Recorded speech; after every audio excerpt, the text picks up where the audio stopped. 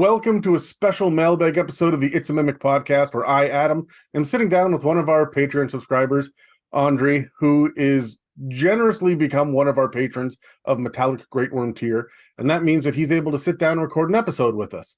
And he decided that today we're going to be discussing something that has been repeatedly addressed on the regular Dragon episodes, but never in the appropriate amount of detail. We said over and over again that the dragons in the monster manual feel incomplete.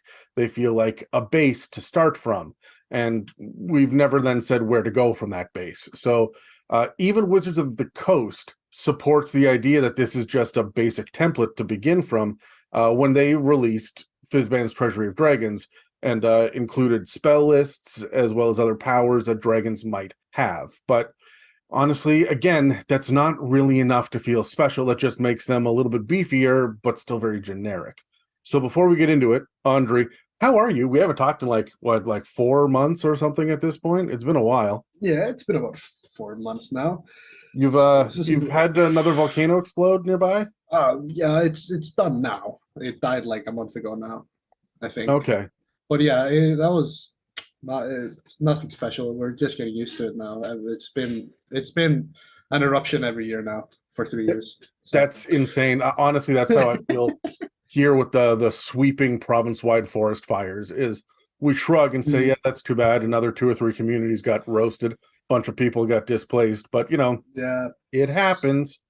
So I think there's only been one forest fire in my living memory that we've been like worried about, but it hasn't displaced anybody, so that was fun. It has been record up here. Like our Arctic circle areas have been on fire. It was so bad in Eastern Canada that it flooded half of the United States down the eastern seaboard. Like, jeez, it's been wild. But let's not get too concerned about climate change. Let's talk about another existential threat of a fantasy kind, and that's dragons. So, yeah. How do you feel about dragons overall in the first place? I love dragons. I just ever since when? Wow, since I was a kid and watched probably, I think The Hobbit, because I'm young enough to to have seen that in the theaters and still been like 9 years old, I think. Oh my God! Yeah. When I saw Smaug for the first time, that's probably what sparked it like heavily. But dragons have always kind of been there, I guess, just like in Disney and Shrek and How to Train Dragons, of course. That's probably the one that really sparked it, because that's my childhood. Yeah, I think that a lot of the European dragons are like ingrained in our system as fantasy. Growing up, there were really 2 kinds of fantasy monsters: dragons and unicorns. That's what I got. Yeah. Like I was aware of like fairies and elves and stuff, but they were in the background, and that wasn't necessarily like big, amazing, mystical, magical creatures. They were just, and then there's fairies. I was a young boy in the 80s. I did not give a shit about fairies or elves. Yeah. Man, did I love these dragons. Fairies and elves are like a huge thing in Iceland. Yes, I did a real big deep dive into when we did our elves episodes, and this didn't make it onto the actual recordings, but I did a huge deep dive. I got distracted for like 2 full days on European elves and trolls, and the elves in Iceland and the fairies in Iceland are terrifying. Oh yeah. Like, this is not Happy Fae. This is no. Curse your bloodline and you're going to die. Like, it's pretty much. It's brutal. Super interesting. Really cool. And I wish that D&D would dig into the Unseelie Court a little bit more for the Fae, just be able to like dig into fairies and like the evil, nasty, what happens if you cross them fairies, right? Yeah, so like there's a huge thing. Like there are some rocks we call elf rocks. Yeah, you don't touch those unless you want your entire bloodline to end with you. So how do you know which one is an elf rock? That's the thing. It's word to mouth to mouth. We just know. You're just told by your grandma that you don't touch that rock if you want to live. Type stuff. Like I think there's one rock in the old town I used to live in It is surrounded by an industrial area, but that rock wasn't touched. That's so cool. I freaking, I mean, it's terrifying, but I Oh, absolutely love it. The only kind of anything that's even remotely like folklore or cryptid up here is like the Sasquatch. That's what we got. And it's not even really like, it captures the imagination of 7 weirdos every year, and everybody else doesn't. So, but I mean, that doesn't include the indigenous peoples' lore and stories and religions and whatnot. There's all sorts of things like the Wendigo and stuff. But like, now the average person here is vaguely aware of Bigfoot, and that's about it. And it's like a shrug, right? So it will devolve into the conversation about Harry and the Hendersons, the old like John Lithgow movie. So, anyways, back to dragons. Yeah. Does Iceland have a strong connection to dragons like England does and Germany does? We do, but it's less traditional because, of course, we have a very similar connection to it in like it does in How to Train Your Dragon. Like we I think in Iceland and in the Nordics, I'm just gonna say Nordics because shocker, that's my culture. Yeah. We put them on ships because they looked terrifying to the English. And there was always this legend that you would kill dragons, but like who the fuck knows? It was probably just a big fucking lizard. Yeah, I would assume it's like whales and sharks and serpents. Yeah, like whales were probably the real thing because a lot of our dragons were like serpentine. Like the Nordic dragons are very serpentine, but they're not. I think they would class as worms. Like with a Y. They wouldn't be with a Y. Not the traditional like English dragon, but more of a worm. And that's what I would look at and still say a dragon in Icelandic. Well, you think of like Jormungandr, right? Who is he is a worm. Yeah. That makes sense. How do you feel about the dragons in 5th Ed? I do like them. Like I do like them. Like you said, they are a bit incomplete, but I do love them. They are a lot of fun. I enjoy the lore and the paragraphs more than I enjoy the stat blocks by a damn sight. Yeah, I agree with you. I rarely look at the stat block like religiously when it comes to the dragons. I just have a bit of fun with them and fuck with my players. Hey, that's the goal, right?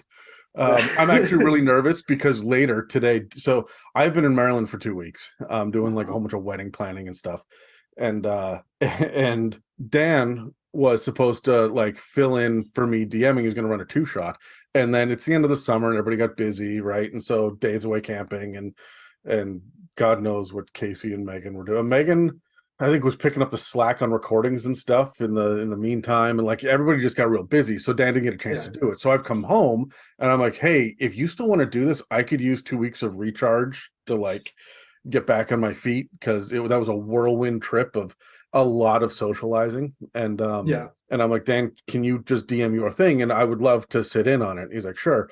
And then sure enough, it's the Labor Day long weekend, so everybody's gone except for me and Megan. So we're like, okay, it's Megan and I doing a prison break by ourselves, and I am legitimately terrified. I saw Dan last night very briefly, and I'm like, hey, do you how do you feel about this? And he goes, I'm gonna have to rework everything because I'm relying on your guys to be able to like solve a lot of puzzles. And I went, I am playing a fucking barbarian. God damn. So anyway, I am going to solve these puzzles with face, and that is how this is going to work. But I don't expect he's going to throw a dragon at us at level 9. So for a 1-shot, hey, I've done worse. I've done worse. I have done worse as well. So, but however, Dan, I know for a fact, just because of where he's put it in our world, this is going to be a drow thing. So I'm like, I'm going to be poisoned a lot. So, anyway. You've used the last time we talked about doing a dungeon with a deep dragon at the middle of it, right? So yes have you run that yet?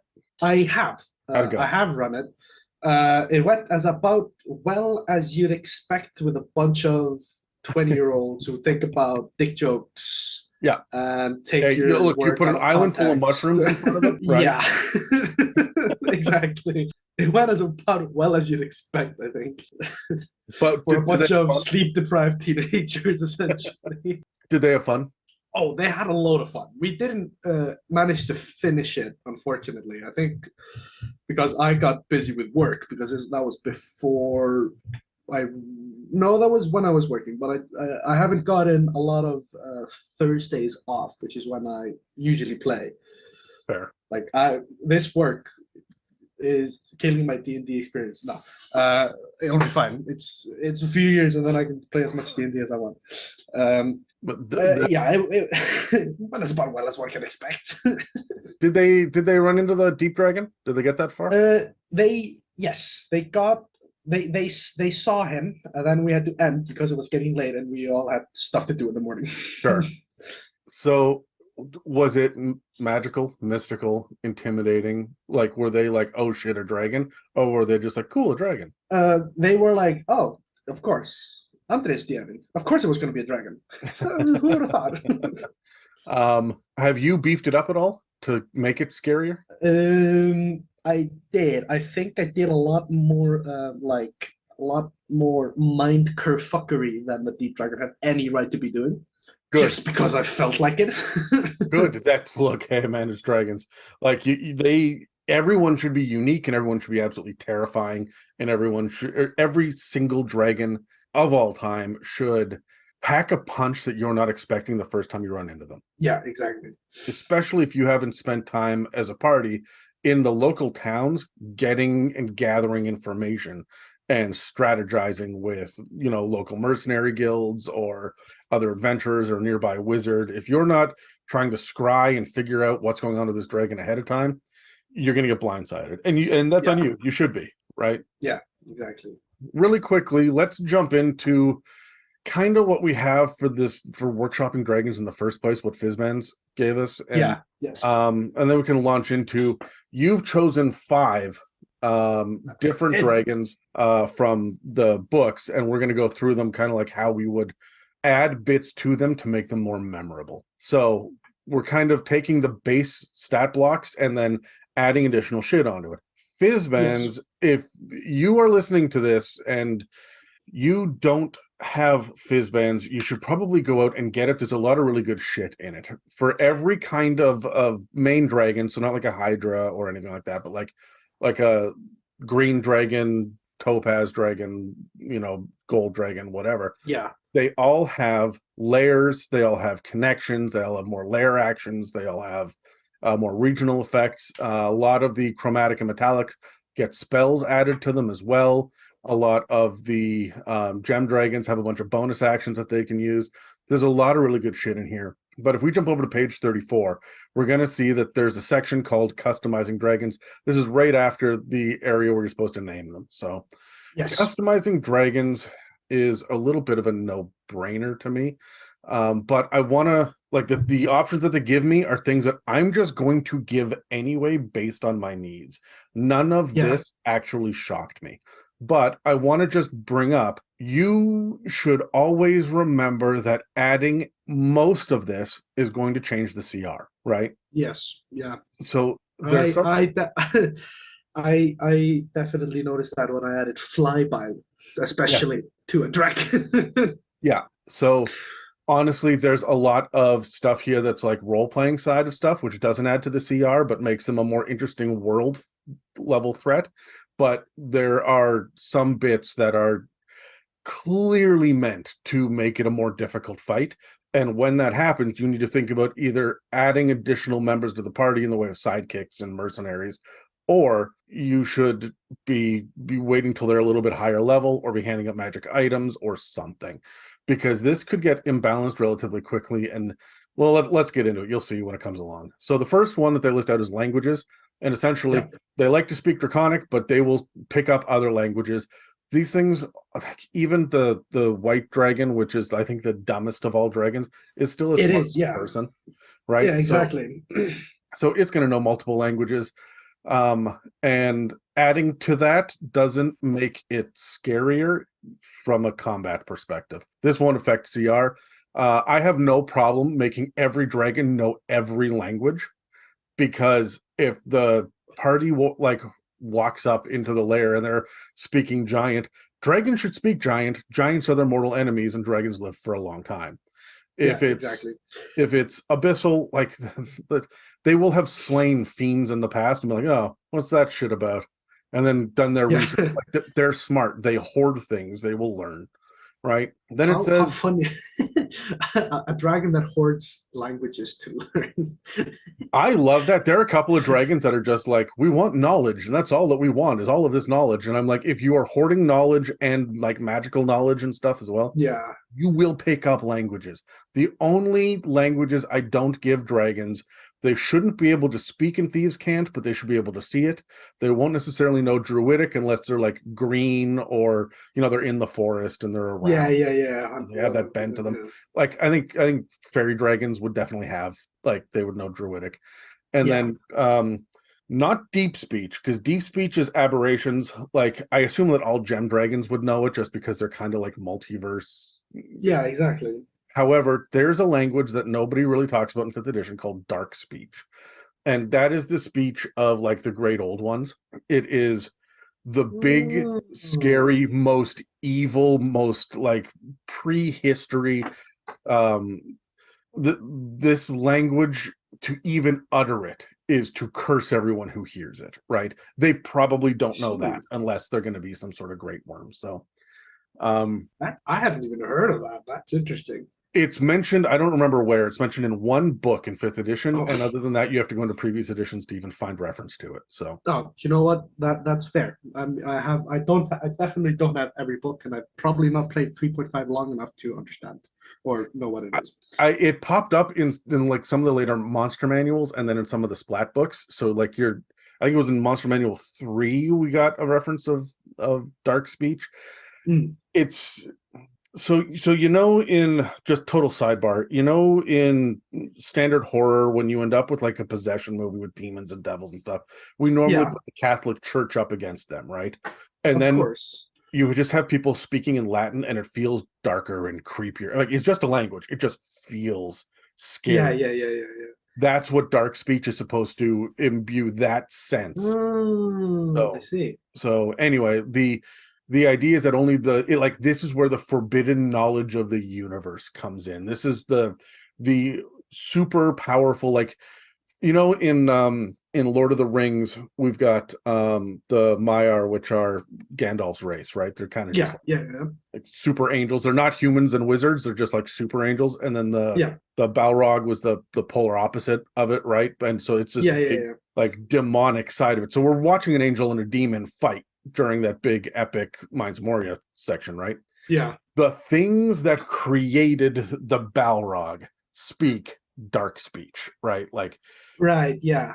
So that's that's kind of where we're coming from. I don't think that dragons are gonna know that, but honestly, slap languages on your dragons, you'll be just fine.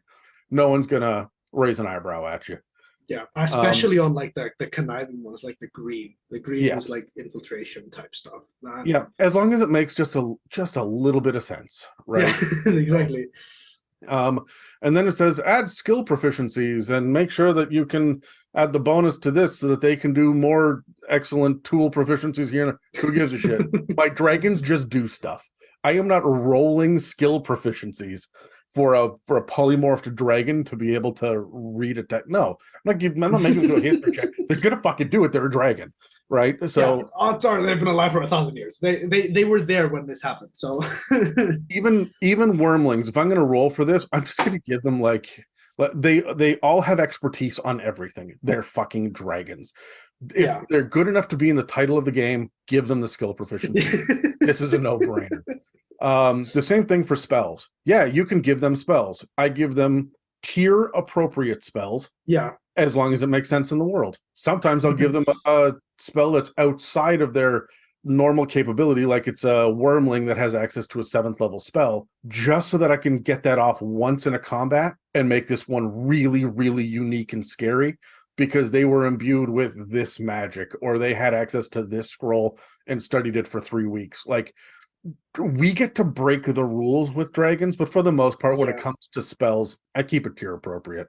I think about Yeah. at what level would a wizard learn this spell, and what is the CR of the dragon? If it kind of lines up, yeah, they can have access to it. Yeah, that makes sense. I definitely didn't do that the last time I did a dragon.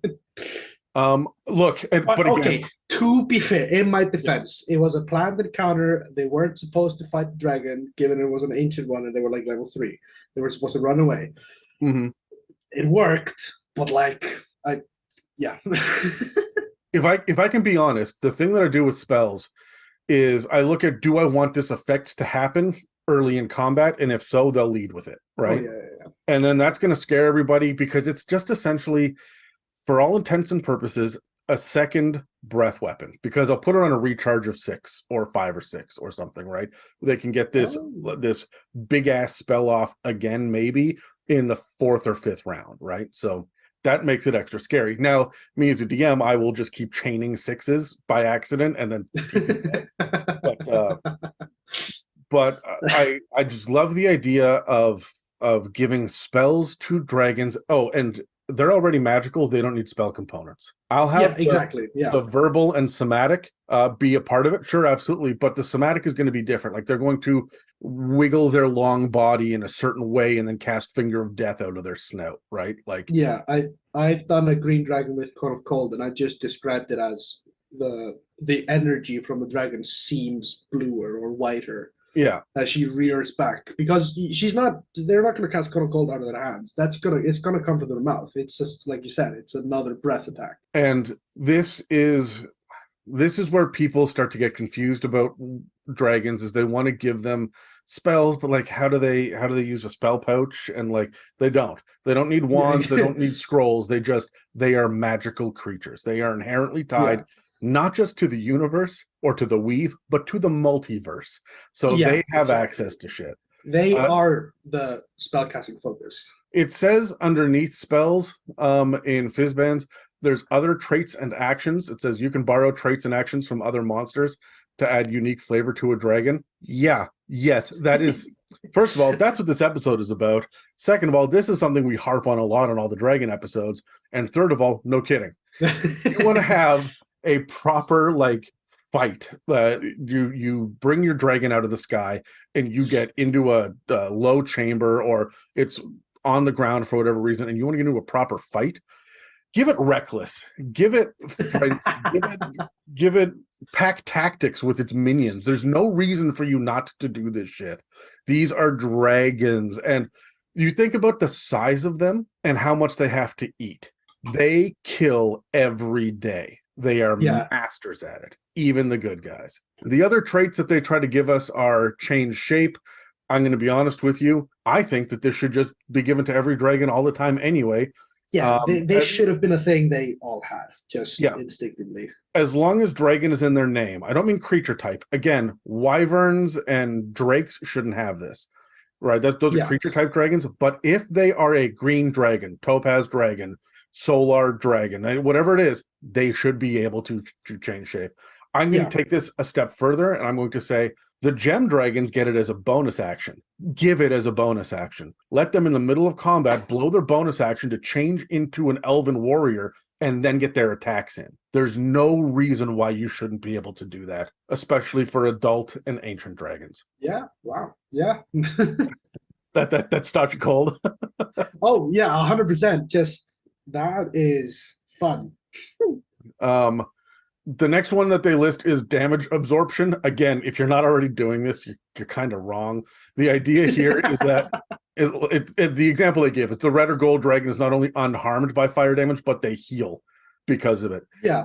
My big deal with this is ancients only. Ancients may be adults only for that healing, and maybe they heal up half. Yeah. I don't run into I have the same rule. I haven't run into the actual healing factor because my players are smart enough to know that no, this is a red and a gold, and the characters did research. Don't use fire against those two dragons.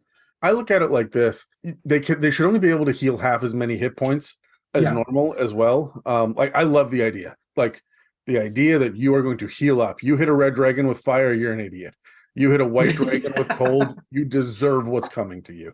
But it should only be half, because otherwise the red dragon will dive into the pool of lava and heal up. And there's no reason not to do that, right? So exactly. So they should only be able to heal half as much. And then maybe again, they've got to recharge that on a 5 or 6, or they can only do it 3 times per short rest or something, right? Otherwise, they're essentially unkillable if they're in their preferred environment. Yeah. It wouldn't go great for the players. No, it would not. Like epic, but that's like level 20 kind of bullshit, right? So level 20 with like 15 magic weapons type of kerfuckery.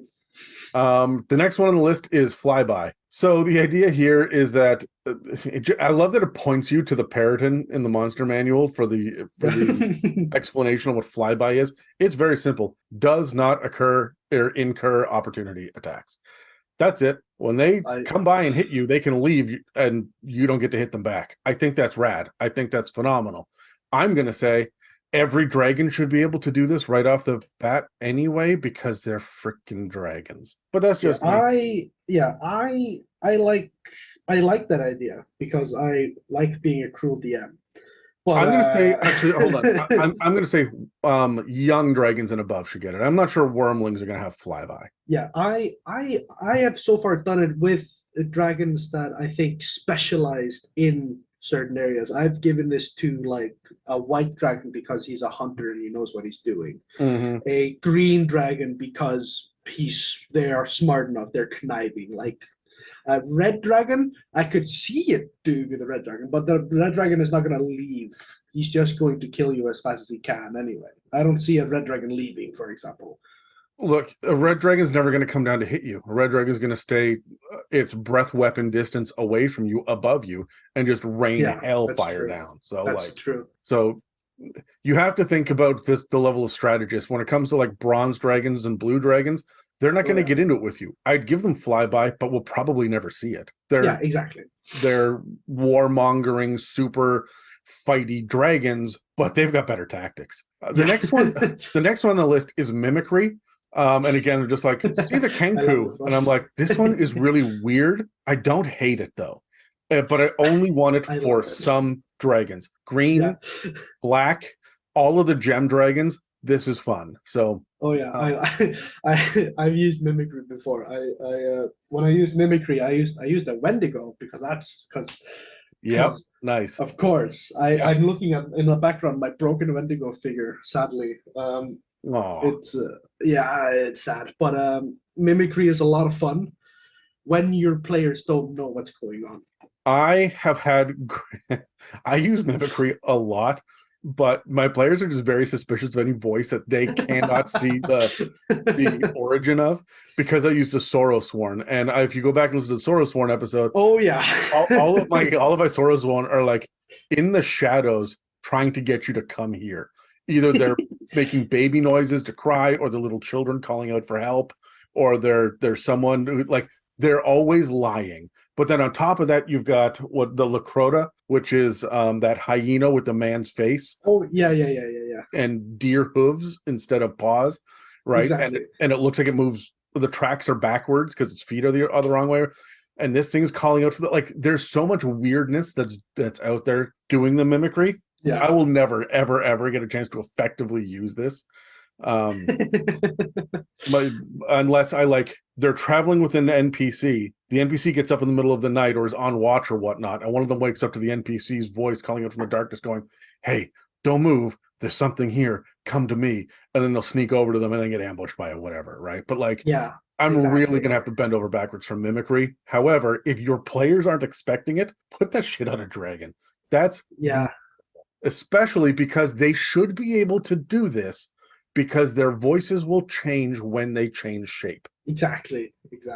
So it's already there. The next one is rejuvenation. Slap this on dragons. I don't hate this at all. This is when you want to drag out the fight a little bit more, when your guys are punching outside their weight class. Let's have this go a little bit longer, so that they can continuously heal up. The details in the description are: a dragon's life essence might be preserved in the egg from which it first emerged, in its hoard, or in a cavernous hall at the center of the world. But the idea here is that they are essentially almost impossible to destroy, because they will come back. Sure, absolutely, especially ancient dragons. They should be able to unlock this. Your great worms already have this hard baked in, the idea of resurrection. Yeah, exactly.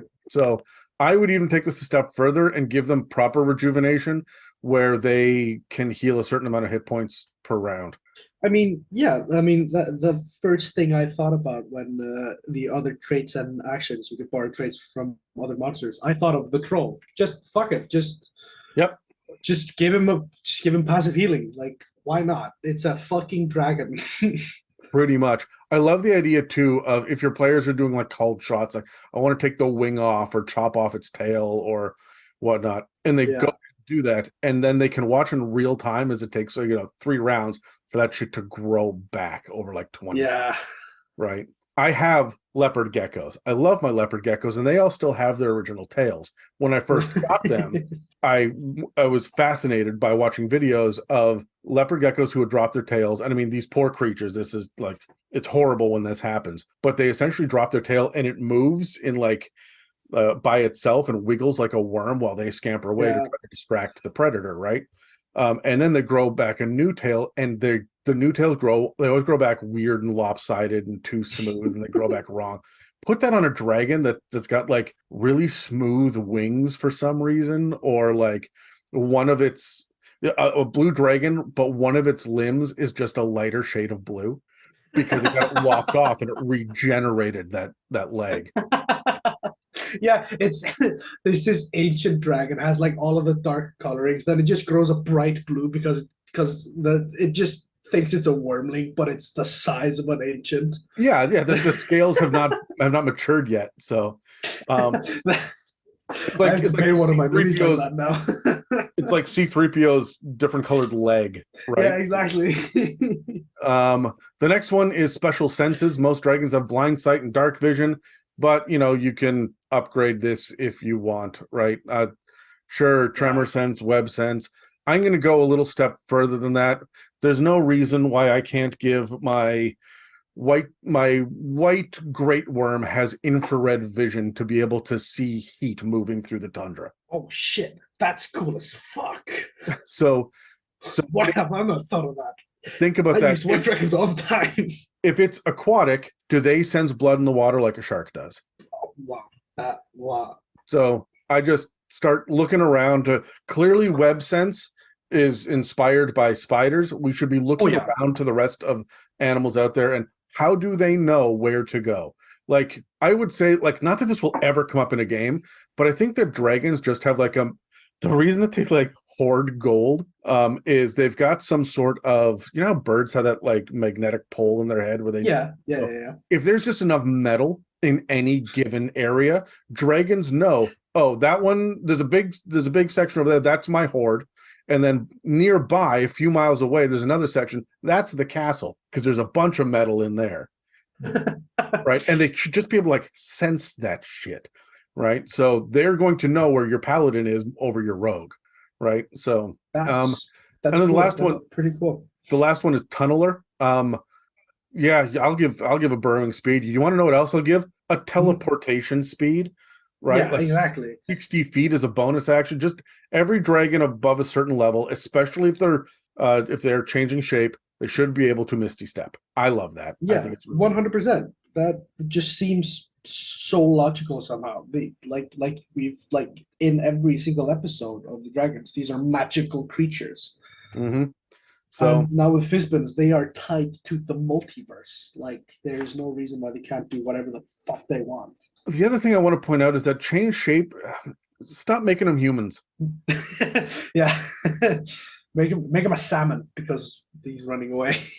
Well, hold on. Which one is it? There's one that is it the bronze dragon? I think that's just gonna like turn into dolphins and like hang out with other sea creatures. I think that was bronze. The bronze one, if I remember correctly, because he's more aquatic. The brass is more hills and stuff. Yeah, there you go. So And then No, the brass is desert. Copper is yeah, these fucking hell, these metals, man. it's so funny. For some reason, the brass, copper, and bronze, their details are lost to me. I don't remember their layer actions. I don't like. I'll know the personality types, but Yeah. where do they hang out? No idea. Right. I can remember the bronze because that one I like the bronze, and I painted a bronze figure, which I'm really proud of. That's why I can remember it. I am desperate to use metallic dragons more in my campaigns, but I find that really hard to do without doing a dragon campaign. So yeah, I mean, okay, I've done dragon camp. I do mostly dragon campaigns because I fucking love dragons. But I have barely gotten to use metallics. It's difficult even with metallics, like in a dragon campaign.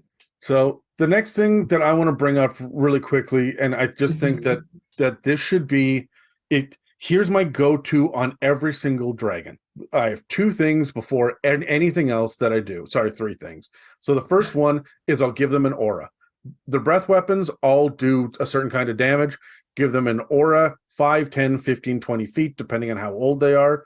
And then 1d6, 3d6, 5d6, or 7d6, depending on how old they are, right? 7d6 is intense for ancients, especially with a 20-foot aura. But yeah, they're dragons. You should be hurting. With auras, I have done this, and I've even described, because the aura shouldn't just be a thing. I think that there should be an obvious aura around them. For example, because I just have the white dragon in front of me, I have written descriptions, so excuse the fact that it's probably horrible because English is not my first language. Leave me alone. An icy fog surrounds her as she cannot contain the freezing temperature that flows from her. Yeah, that is perfect. You should be able to kind of see that the air around a red dragon is doing that wavy heat. Yeah, right? it's that's scorching, like in every single Africa documentary ever. Exactly. Every time that they walk by, if a blue dragon or a silver dragon, is it silver? No, bronze. If they walk by metal things, the metal should have little lightning arcs and whatnot. Just like it's not harmful. It's not setting fires. It just looks like you've got all of those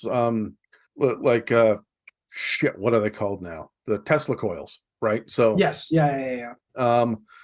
Like they walk past a metal pot or a kettle or something, and within the handle, right, you see little sparks and stuff, or the little arcs. The other thing that I'll give, the second thing is Frightful Presence sucks in 5th edition. So it fucking sucks. So my big thing about it is we need to remove the repeated saves at the end of every round and make it at the end of every minute. Oh fuck.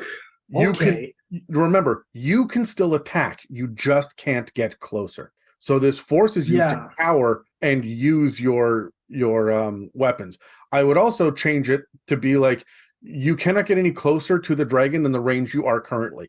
So if it moves 10 feet away, you can move 10 feet closer to it. But if it moves 10 feet towards you, you've got to back up 10 feet. So it's like a proximity that's shifting, because that's how it would work in real life. If I see something that scares the shit out of me, here's an example. I live in Canada. I have been walking home late at night and seen a fucking bear. And that bear is on the other side of the road, and it is walking in the same direction that I am. I still need to go home. I'm going to keep my distance from it. But when it turns around and crosses the street and comes back toward me, I will then cross the street to the other side and back the fuck up. I'm not getting closer to this thing. Right? Yeah, exactly. So that is exactly how I think that you should be running it with dragons. The next thing that I like to do with it is I make it so that the Frightful Presence lasts for 1 round for wormlings, because they're not that scary. So if you fail, that's it. It only lasts a round. For young, it lasts 3 rounds. For adult, it lasts 6 rounds. And for ancient, it lasts a minute. You have to re-roll every minute when you realize, oh shit, I'm still fighting a dragon. Now, for wormlings, you're probably not going to get 10 rounds of combat in with this thing. But when it flies away and comes back 3 minutes later, you've got to re-roll on this. It's still a dragon, right? So, But with an ancient, if you fail, you got to re-roll again in a minute. Like, you can't re-roll that shit. You are scared for the whole minute, right? And so that makes Frightful Presence just a little bit more intense. Yeah, and like it makes it more realistic, in my opinion. And the sorry, it was the auras, the frightful presence, and oh, and I always give them an intimidate. They should have an intimidation as a legendary action that costs 1 action. Right. And Yeah. that can trigger another frightful presence for 1 round. Right. Okay. Yeah. Yeah. Okay. So, Gotcha. in my notes, it's just called Roar. So, do you need a better name than that? I don't think you really do. not real. Not look. All of the legendary actions are just like an afterthought in 5th edition. So I don't put too much effort into like renaming stuff, especially when I'm the only one that'll ever see it. So yeah, but exactly. You're not gonna dragons. Sorry, dragons roar, and people scatter when that happens. Right. And that's you're absolutely right. Nowhere in the stat block. So let's jump into the actual dragons themselves. Now, I was talking to you way before we ever sat down to record this, and I said, "Hey, look, come up with 5 dragons. Give me a chromatic, metallic, gem, Yes. and then like a corrupted or something like an evil dragon, and then just like a wild card, right?" So let's go through them one at a time. And one of the things that I wanted to do is address them kind of all in the same manner, where what we're going to do is keep stacking these powers on top of the dragon. So while a wormling gets, for example, this one ability, a young will get this ability and another, right? Yeah. And so it will continue to grow and grow and grow to make these things far scarier. You will see pretty quickly that we are going to just start jacking up the CR on this, because it's all supposed to be in initiative kind of powers here that we're working with, because honestly, that's what we want. If they're going to roll legend lore, or they're going to cast that spell, that's all well and good, but that's not really making our dragon any bit more unique mechanically. Every dragon has a really long, unique name and a really long, unique history, and should have a strong personality. And we can do an episode on that if people want. But like, honestly, it's these mechanics that are going to make it stand out to a lot of the players, right? Yeah. So the first one that we came up with was white dragons. So indeed, So you can go back and listen to the white dragon episode, as well as the episode on Fizzban's chromatic updates. If you don't want to go scrolling through your podcast history, go to YouTube and just jump into our dragons playlist, and you'll be able to find all these things. These episodes exist there, where we kind of touch on what these updates were for each one of the chromatics, as well as what the base one is. So there's a whole episode on white dragons and so on. But really quickly, just a reminder, yes, they get a whole bunch of different connections. They get a whole bunch of different layer actions, and regional effects only affect adult and ancient dragons. I like to have the regional effects be a little bit more subtle and a little less power, but still be there for young dragons as well, right? Just so that you can see a slow build-up. But we also get a couple of spells. For white dragons, they get Gust of Wind and Ice Storm, depending on what level they're at. And that's fine. I was actually looking at Ice Storm as a power. And I'm like, yeah, this feels good for an ancient dragon to just have anyway. So I like the fact that they gave that out automatically. That would be the cold spell that I would have looked at. When it comes to the special powers and stuff, I was like, the damage absorption, like all that stuff about healing from cold, that should make perfect sense. Yeah. Right? So especially for the chromatic dragons, the elements are a big factor of who they are. It's less so for the metallic and the gem, but the chromatics are very much tied to their environment. So it makes sense that they would be able to do damage absorption. And then I also wanted to give them special senses. They should have tremor sense. They're burrowers, right? And they're in the ice. They should have tremor sense for like 60 feet. 100%. And then I was thinking they should have blind sense for 120 feet. If they're submerged, they should just know that there are creatures in the water that are splashing about. So if you're in the water, they can sense you within 120 feet, even if they can't see you. So then I break it down. We're going to do this kind of same format for all the different dragons in this episode.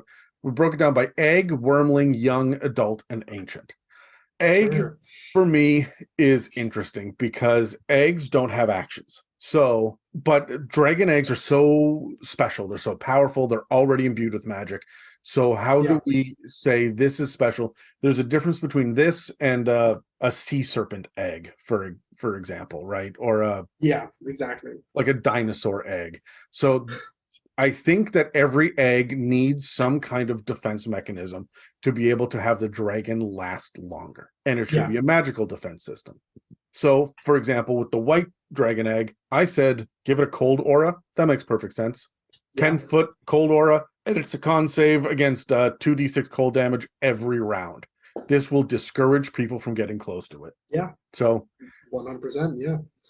It's also going to be when you walk in and see a dragon egg sitting there, and 5 feet away is a frozen solid kobold corpse. Yeah, I think just added on top of that, like dry ice should have that kind of aura to it as well. Like that shit looks cold.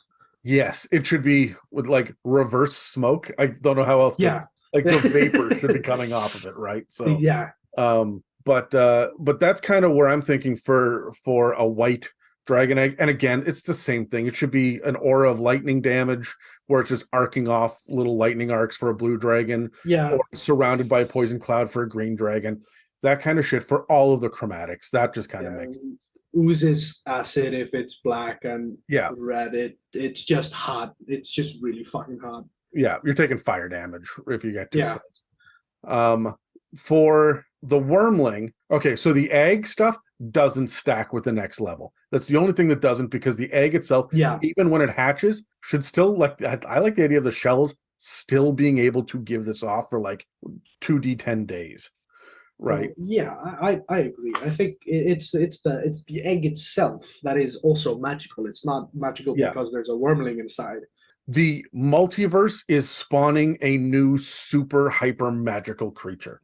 So it's going to have this protective shell around it until they've gestated enough to hatch. Makes sense to me. But let's jump into wormling. I think this was really straightforward for wormling. The breath weapon slows targets by 10 feet until the end of the next turn. It's the same thing as the Ray of Frost. The fact that it has a breath weapon that doesn't already slow people down is weird, and that should just continue to stack over and over and over again. I might add 5 feet for every age level up that we go, right? Yeah. For young white dragons, so white dragons are special because they're the ones that want to get on the ground and fight. They're the ones that want to hunt. They're the ones that are there for the kill. Yeah. So I wanted to give them advantage on grappling because they also tunnel and swim.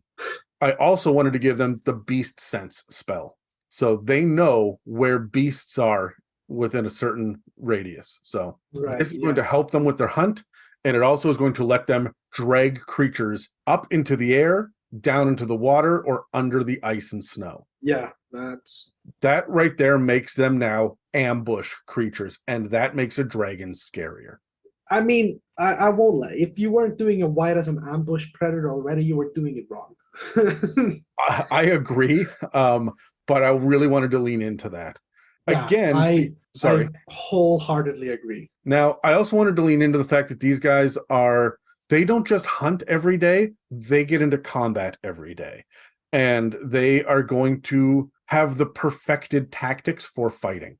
The other thing is, of all of the dragons, these ones are the ones that go toe-to-toe with giants way more than anybody else does. Yeah, exactly. And not just base level giants, frost giants. Frost giants are no slouch, right? So that's a big deal. As a matter of fact, in some of the books, we have frost giants have tamed young white dragons. And I'm like... Yeah, I think it was in the Monster Manual, if I remember correctly. It's not just there. Like, you see it in... I mean, yeah, of course. In, I think, was it Rime of the Frost Maiden, or was it Tyranny of Dragons? Like, there's... or Storm King's Thunder. Like, it's around. It's in lots of places. Yeah. It's a long time since I read Frost Maiden. I have to look into that again. So what I want to do for an adult dragon, because they're familiar enough at this point with hunting, killing, evading, avoiding, and terrorizing bipeds and humanoids. So even giants, I consider that. I wanted to give them a wing block. They can use a legendary action, it costs 1, to raise its AC by 3. Oh, interesting. That's fun, yeah. Isn't that a base thing? That seems like such a logical thing for a dragon to do. Yep, but especially for a dragon that's going to land and fight you, right? Yeah, exactly. I don't think a green dragon would necessarily have this be a +3. It might have it be a +1 or +2, because they're never going to get in combat with you. right? They're going to hit you with Yeah. the breath weapon, fuck off, and then scheme to have assassins take you out in the middle of the night, right? Like that's their whole shtick. But a white dragon will be in it with you. I'd also Yeah. give this to a bronze and the fightier dragons, right? So Yeah. and then for an ancient, I said for a successful bite or breath weapon should force a con save or be paralyzed until the end of your next turn. You get frozen solid if they get an attack in with their mouth. So bite or breath. Yeah, wow. Yeah, you know what? That makes a lot of sense. Now, because you are going toe to toe with something that is beyond Sub-Zero. yeah, and I mean this is ancient dragon, so the con saves will be made by a lot of the players, right? But it's going to wipe out a lot of the minions and hirelings. At least for a round, you're gonna have a little bit more battlefield control. Also, the breath weapon recharges, so you're going to be able to hit 6 people the first round, and then 1 person at a time with the bite after that with your multi-attack, because you can only bite once per turn. So like maybe with the legendary action you can get it off a couple more times, but you're suffering in the action economy. So that's powerful, but only in the first round, and it's real scary. It's not going to totally change the 7 rounds of combat against a dragon, right? So yeah. What are your thoughts on a white dragon? The white, I honestly think white probably has to be my second favorite dragon. Mostly because of its simplicity. It feels mean to say it, but it is just such a simple creature. It is just living to live. There's nothing more to it. You're leaning into the stereotype of living in Iceland and liking a white dragon. Okay, a little bit, okay.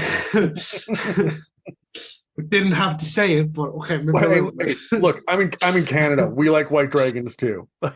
So true. I think Canada gets a little colder than Iceland, especially in the most northern parts. But overall, I'm more north than you, so it's a fair dig.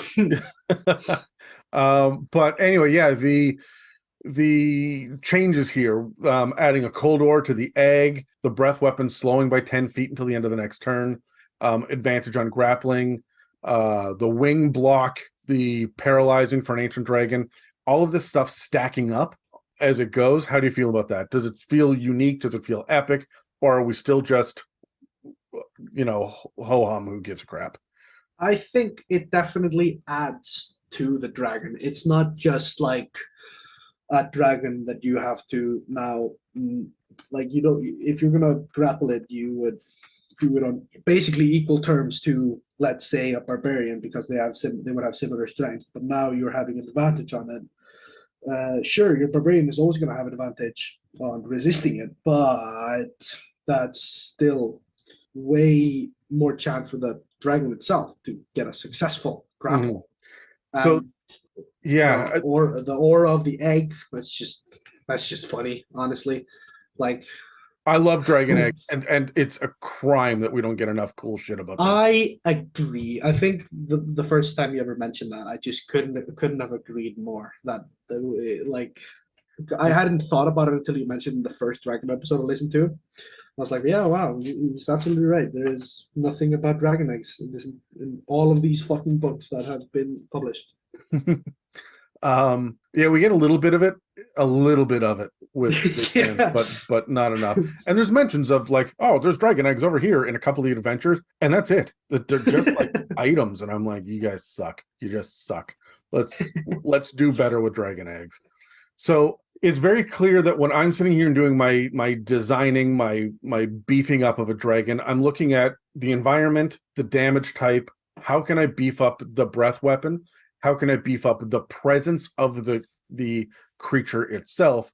And how can I lean into the tactics that are spoken about in the lore, in the paragraphs, not in the stat block, but in the like, they're good hunters. That's not apparent in the White Dragon stat block by any. Yeah, exactly. So how can we reflect that? And so you're going to see this over and over again as we continue this episode. These are kind of where I'm coming from when it comes to redesigning, which means if I'm looking at the environment and auras and how they're affecting things around them, I need to build my lair. Or if that egg got stolen and it's sitting in the back of a cart somewhere, what is happening to that cart? Yeah, like you would see I don't know what you call it in English, but frost roses, like you get the frost on the windows type stuff. What do you call that in English? Actually, I have never actually had to think about that. No one had like that's. There's not really a term for it. People just recognize that it's frosted over windows, right? So yeah, that's fair. I think in Icelandic we call it frost roses. I love that. I think that's kind of beautiful and really thematic and very accurate. So yeah, I mean, if you look at it, it looks really pretty, but then you think about it, it's because it's fucking freezing outside.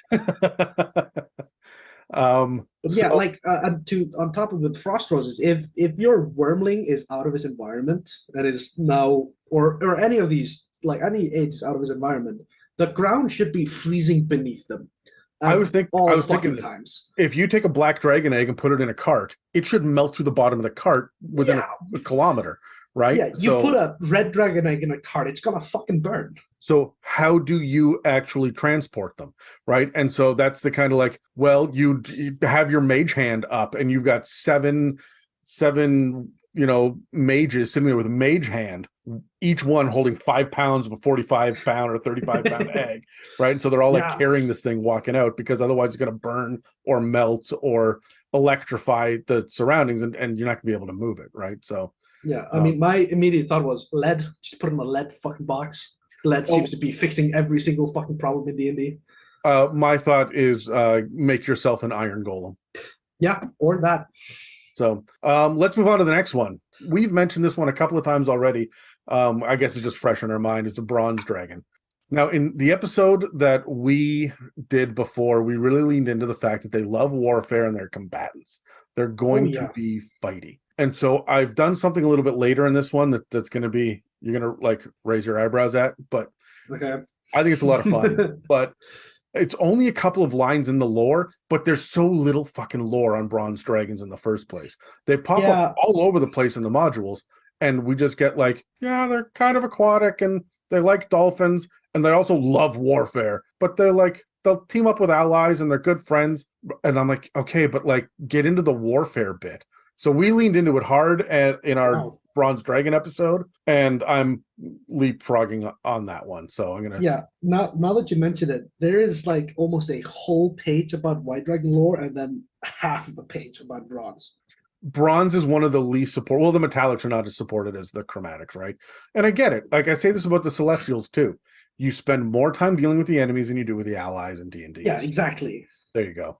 So in Fizzbands, they're given beast sense because they're all about animals and what's around them. Detect thoughts, speak with animals, control water, and then heroes feast. And I mean, they don't have it all at the very base. Like it evolves as they get older.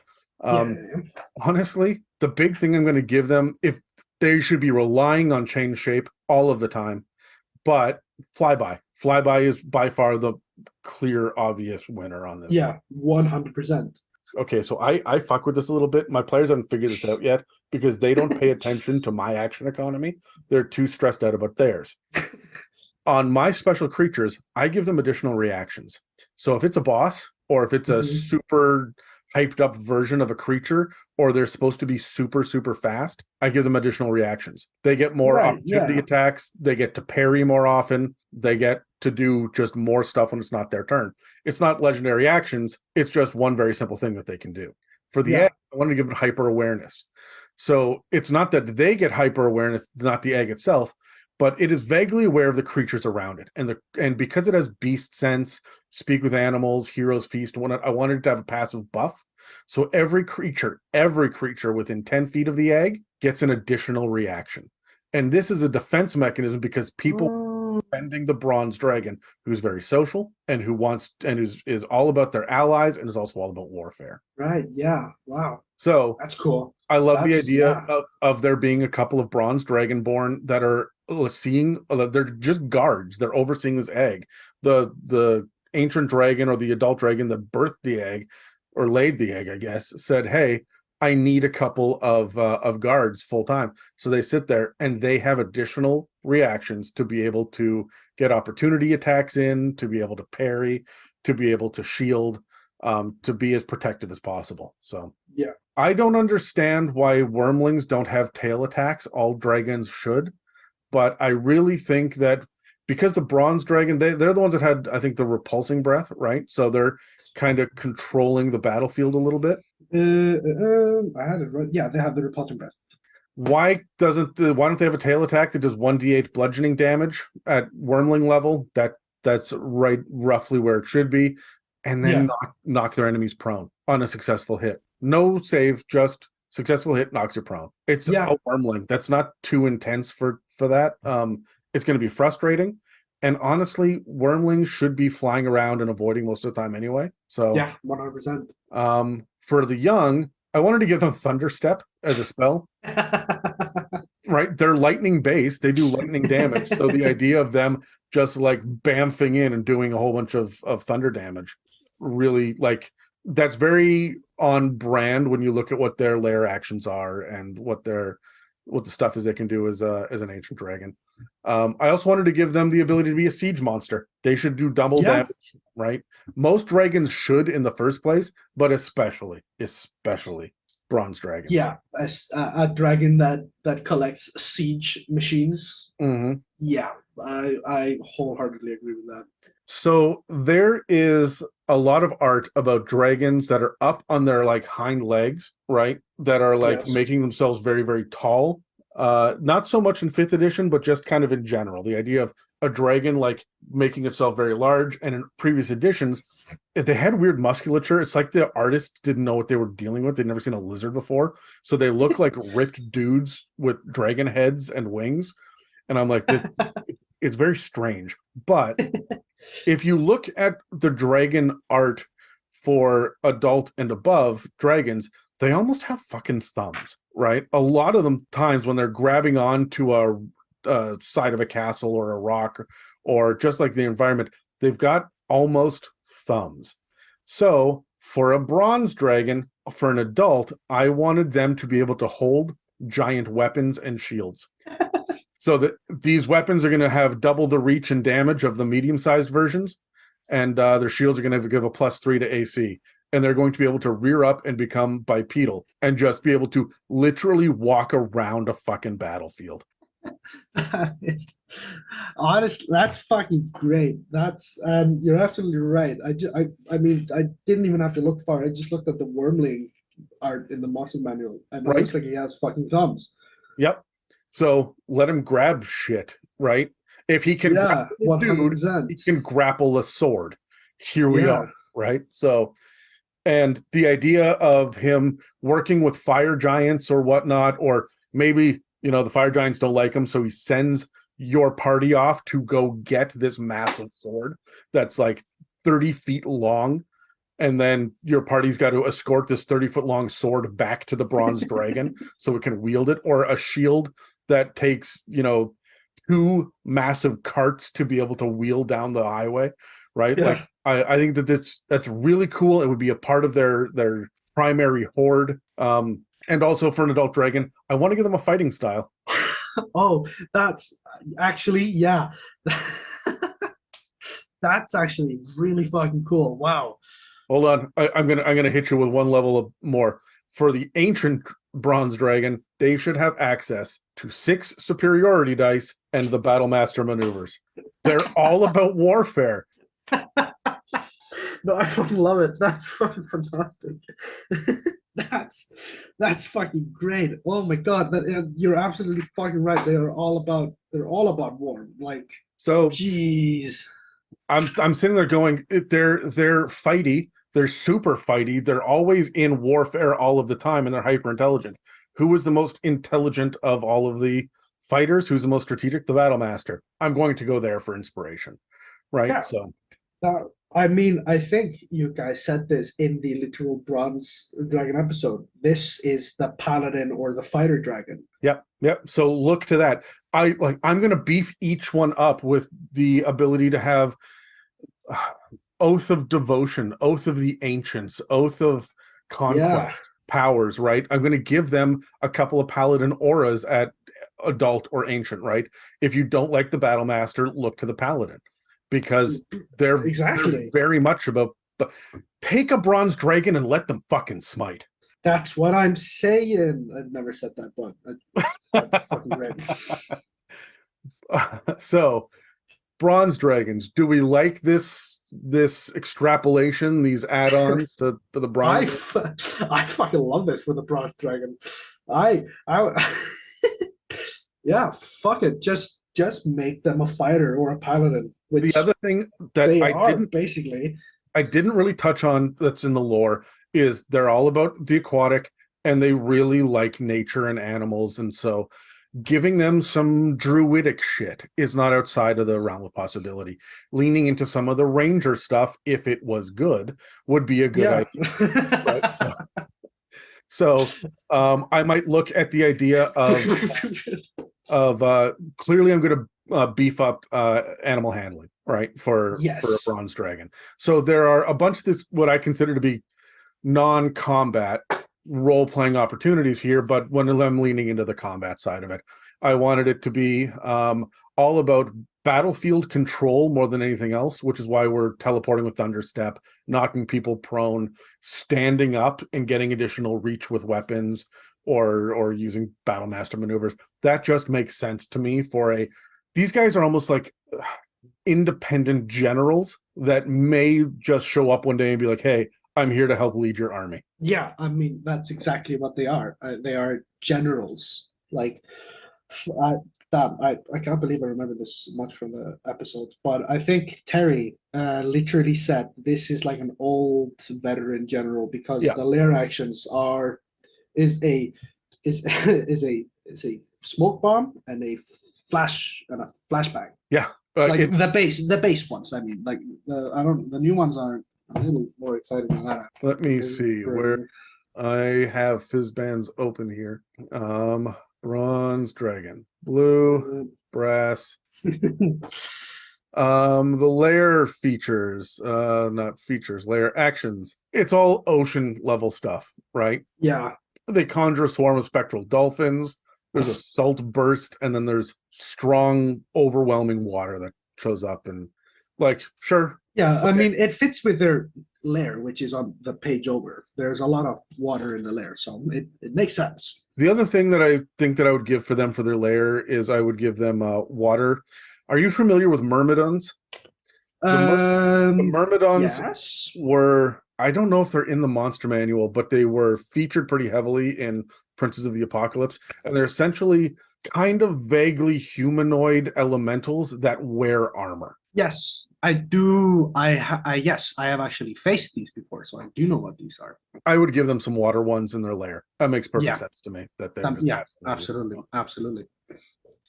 Any final thoughts before we move on to the next dragon? Not really. I mean, I'm just a bit flabbergasted at just the genius of making them just have fighter stuff, because I would have never have thought about that in a million fucking years. When it comes to homebrewing shit, I'm not joking. I own every single one of the books. And the Patreon has beefed me up so that like I do own every one of the books at this point. So thank you to the Patreon listeners. But it means that I can sit down and I can look at the shelf and go, what do I need? I'm doing an aquatic session coming up here. I'm gonna put a sea serpent in it, but I want it to be a little bit more beefy. I'm just gonna grab Ghosts of Saltmarsh and Icewind Dale because I know that there's aquatic shit in there, and see what do these other monsters do, or what do the boss monsters, or you just start flipping through it, and you find a lieutenant that has the stats of a veteran except with these changes, and then I just start grabbing those changes and slapping it onto whatever my monster is, and it's interesting because I keep coming back to the fact that some of those books are quote unquote useless for that, like the Player's Handbook, Tasha's, and Xanathar's, because there's nothing monstery in there. It's all for players. And then I stopped one day and I'm like, hey, you know what? There's all sorts of monstery shit in there because players are monsters. They're the real monsters of D&D. That's very true. I as a player have done countless war crimes. If I can be perfectly honest, if you have a cult leader and you are not stealing shit off of the warlocks features list, you're missing out on opportunities, right? Like, your cult leaders should be able to do a bunch of warlock shit instead, or on top of what they're already doing, right? And that's a no-brainer for me. They kind of already reversed this once when they had Kraken priests show up, and I want to say Volos. And then they gave us years later the Fathomless Warlock. And I'm sitting there going, you guys did it backwards. You give us Fathomless Warlock first, and then we extrapolate a low-powered, only some of the features NPC Kraken priest, right? Like, I don't know why they did it. Gave us they gave us the patron before the playable class. Exactly, right. So anyway, let's move on to the next one before I go off on a rant about fifth ed design. Who doesn't go on a rant about fifth ed every now and then? I want you to know. Okay, so the last one that I recorded, the last one of these I recorded with Robert. Did you have a chance to listen to that? We built a domain of dread. I did. I started listening to it, and then it was lost long. track. I mean, no, I love long episodes. I did start listening to it, then I had to do something, so I paused it, and because of my ADHD, I forgot about it. We spend a good solid half hour just ripping on fifth edition before that episode even starts. Like, fantastic. Yeah, the first, I'm gonna say the first sixth of that episode is Robert just bashing some of the publications. So I do remember that one. I think I laughed every minute or so when I was listening to that because I thought it was hilarious. I love it when people hate on fifth edition. I'm a big fifth edition defender. If you come at me with but Pathfinder, I will fight to the ends of the earth. However, I'm gonna have to agree with you there because I've played Pathfinder and it's not awful. It's not as awful as I first thought, but I'd rather play 3.5. I was having this conversation. I was hanging out with Dan last night, very, very briefly, and he was ranting and bitching about how one of the guys he used to play D&D with has been pitching, we should do Pathfinder. Dan says no. And so they got into a they got into a confrontation about it. And the guy said, fifth edition's just stupid. And Dan's like, no, man, it just gives a different thing. Fifth edition is for storytellers. Pathfinder is for mechanics players, right? So yes. I said I wasn't going to go off on a rant about fifth edition design, but here we are. So as I was talking to him, I agreed with him, and I said, I see online all the time people say that fifth edition is checkers and Pathfinder is chess.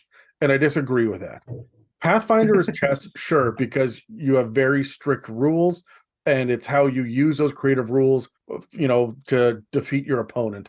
And there is definitely the idea of opposition and like oppositional play and beating and winning encounters. But fifth edition is poker because you're playing the table. You're seeing what everybody else is doing around the table, and you're playing off the players with half a mind on the mechanics of the game. Yes, exactly. It's very simple.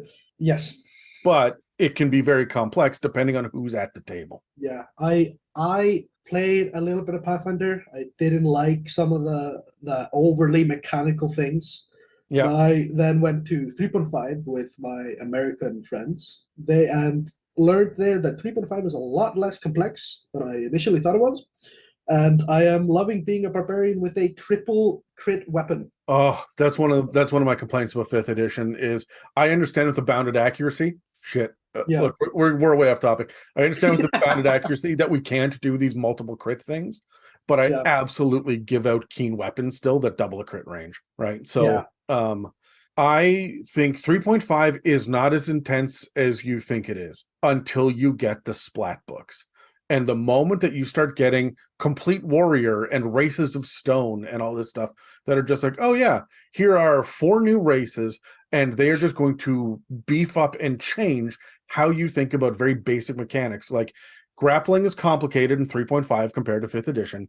But when you are going to be this kind of creature that can't be grappled if you're standing on this kind of terrain, and you have a +4 modifier if you're able to plant your feet ahead of time and I'm like, who's declaring this shit? Like, it's so much additional crap that got put on so that they could have more releases and sell more books. And then that's when it got complicated, when they started to add prestige classes. And we don't have those in 5th edition, thank God. But prestige classes are when you have a certain number of levels, or you meet certain stat requirements, or you know certain spells, or a combination of the three, then you can do this very specific class. This class only lasts 3 or 5 or 7 levels, whatever it is, but it does this very specific thing so well that you will do nothing else well. You will rely on this for everything, and you will break the game if your dungeon master does not have a counter for it, which then creates the problem of DMs then having to create a counter for this specific thing, but then the player's useless in all other areas, so this is just oppositional DMing. And so you can see how 3.5 created a lot of power gaming, and how it became Pathfinder. Yes, 100%. So, but back to 5th edition, I do like that. I like that it's rulings, not rules. I like that it's a little bit more general. I do wish that some of the rulings made more sense. Yes. But I'm looking at jump mechanics, which are essentially useless. I'm looking at drowning and suffocating, which is just stupid. I'm looking at overland travel, which is vague at best, right? Yeah. There are some things that need to be reworked. I'm not even going to talk about Spelljammer, but there's just like, there's a lot of shit that needs to get, that should have been thought of at the very beginning of the design. Yes. So that it could scale appropriately, because at this point, things are starting to not scale correctly. Your player's handbook subclasses cannot keep up with the new shit that's being released. So, or at least some of them anyway. Some of them, like the Battle Master, are still fucking phenomenal. Anyway, let's jump into Topaz Dragon. Yeah. I have rambled now.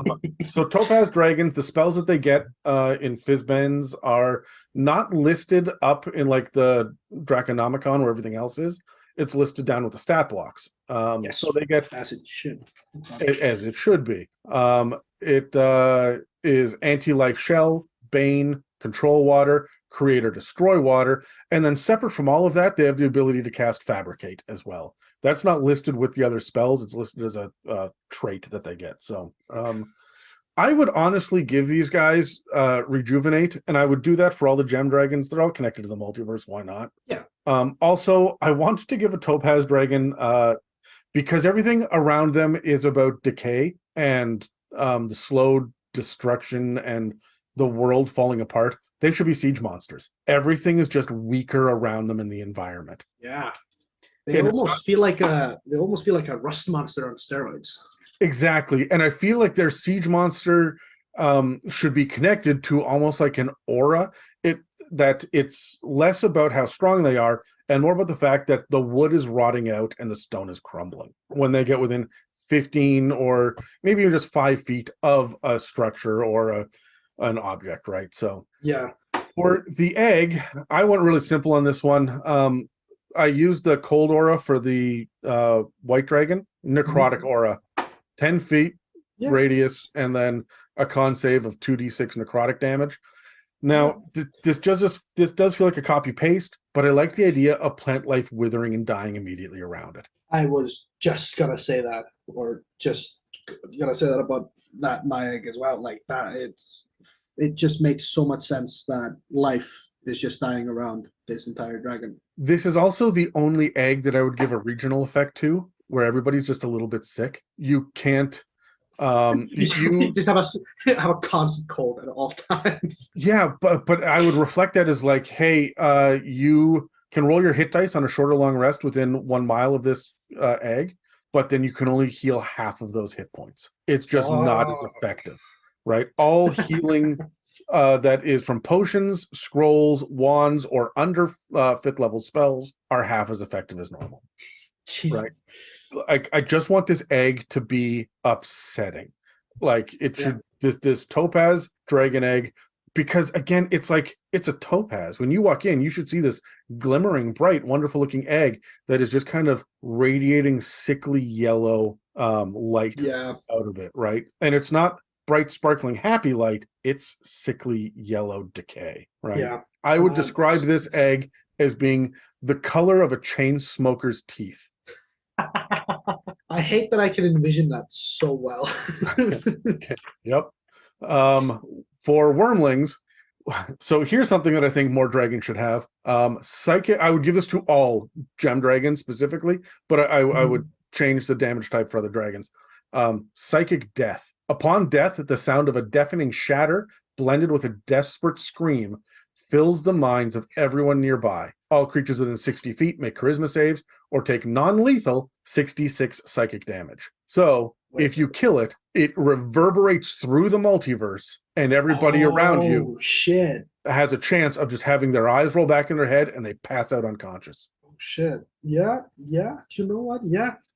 So I like that for all gem dragons. I would give more death burst effects to all dragons in general. So yeah, I mean, they all have, like you said, you're killing a multiversal being, however the fuck you would say that word. Yeah, no, you're right. Yeah, multiversal. So for young dragons, I went, anyone touching the Topaz Dragon takes 2d4 slashing damage every round that they're in contact with the dragon because they're made of gems. Again, I put this on most gem dragons, but I want an extra level. Weapon attacks that hit must beat the AC by 3 or more or take damage, reducing their their 2 hit and damage by 1. If a weapon takes 5 damage in this manner, it's unusable. These effects last until a masterful smith can spend 24 hours per damage done reworking the weapon. You are smashing crystals with a sword. Your sword is going to come on. This is, again, no brainer to me. And this feels like kind of just something I would add on all gem dragons. Yeah, I feel like it should definitely be apparent on the slashing and piercing weapons, because if you're smashing crystals with a hammer, you're doing it right. It's a hammer. Yeah. However, if it's with a club, your great club is going to, okay. If you're using a wooden weapon while you're fighting a dragon, you're doing something wrong here. No, but it's feasible that you would do this at low levels. This is why I stuck it on young and not wormling, right? But I also think that all ammunition would get destroyed on contact as well, right? Oh yeah. I would say non-magical, right? I would just make it a magical weapon. Of course. When it comes to adults, I said the name of this ability, I actually named this one. Normally I don't name them, but I did for this one. It's called Yes, It's an Open Container. And this recharges on a 5 verse. Oh no. Some of you know where I'm going with this already. But because we're aquatic and this is about decay and death, the idea here is that one creature the dragon can see has their lungs filled with briny water as an action. They are incapacitated and must make a con save at the end of their turn to end the effect. There's no done. You're just incapacitated until you can make your con save. You're just sitting there hacking up salt water. Again, this is useful. It's fun. It's flavorful, but you're not going to completely, like, Andri, you're having a meltdown. So, this is not going to change the overall arc of the battle, right? It's going to frustrate someone, and it takes your action as a dragon, right? Which means you're not getting your multi-attack or your breath weapon. So I feel like it's just going to stop the bard where he is for a couple of rounds, or take out a spellcaster if you want to do something on your next turn, right? Ooh, yeah. I'm sorry, that the name fucking sent me on itself, and he went to describe how it worked. Yes, it's an open container. So that's fucking brilliant, and I can't wait to use that, because I also love the idea of your players that turning around and being like, so can I do this with create or destroy water? Be like, I don't know, man. Are you an adult dragon? Yeah, exactly. Like, no, fuck you. You're not a multiversal being. Yeah, exactly. Okay, well, not yet. We'll see until like level 20 above. And then for ancient, I thought, so it's got this desiccating breath that, wears down creatures and weakens them, right? It should also do, I'm just adding to the breath weapon because this is really powerful for an ancient dragon, because you're going to hit more than one creature at a time. Exactly. It also does 1d4 strength damage with no save. Oh shit.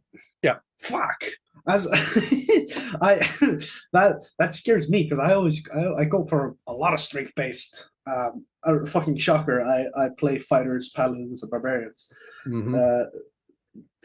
No, that's as a DM, that's a lot of fun. As a player, go fuck yourself. I'm also looking at it at this point where you would have you're going to have a +5, right? So you're starting off with a 20 strength, right? Yeah. And so, because we're talking ancient, you guys are tier 4 by the time you're facing this thing. 1d4 strength means that you're going to essentially, on average, lose one of your mechanical numbers off of your modifier. So Yes. it should go down by roughly 2 every time.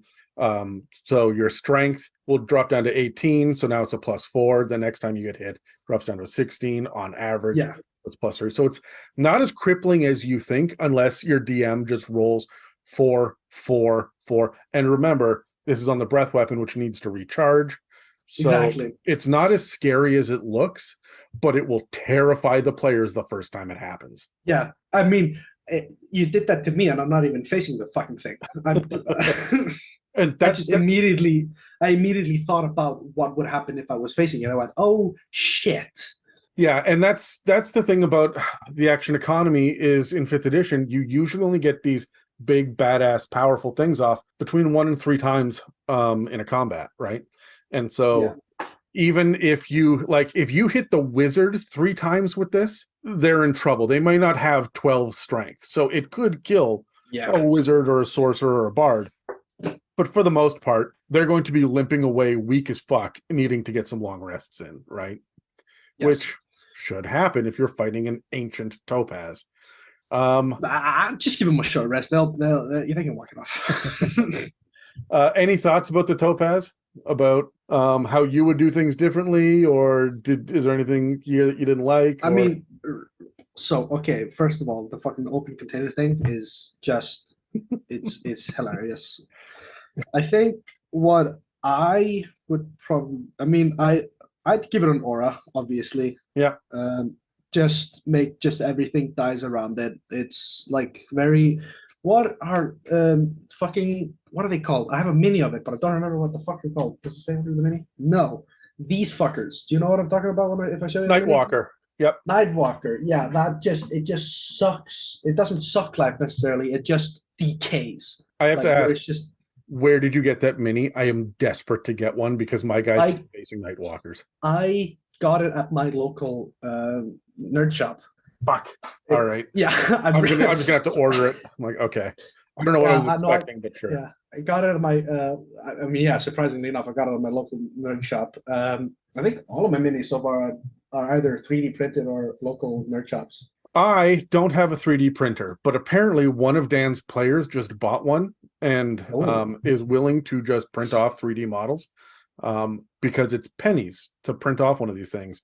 And we did a shout out to MZ, I want to say 4250. Yes, something like that. Yeah. And they do all of these really cool prints and stuff. And I'm sitting there going, I'm going to abuse the shit out of this. You should charge me money. I have many minis that I need. So, that I will never have the opportunity to buy because they're either so fucking rare in the blister packs, or you've got to go spend $30 on one of them and they're unpainted, right? So yeah, exactly. I mean, I painted that one just very, very basically. He's black, but where the mouth is, I did like a really bright red smile because I thought it was terrifying. Nice. But yeah, I think back to the topaz, I think it should have a very similar effect in the aura. Like there's just constant, not death like the Nightwalker, but decay. Like this guy cannot just I feel like hang around for too long without people really starting to feel it. I feel like this is going to be reflected in regional effects and the lore paragraphs more than anything else. This is the description of the plants around wither and die within 1d4 rounds. Water becomes stagnant and starts to taste stale. You've got all food within a certain radius rots. Anything that's wooden furniture or structures starts to feel spongy to the touch. Just shit like that as it starts to decay.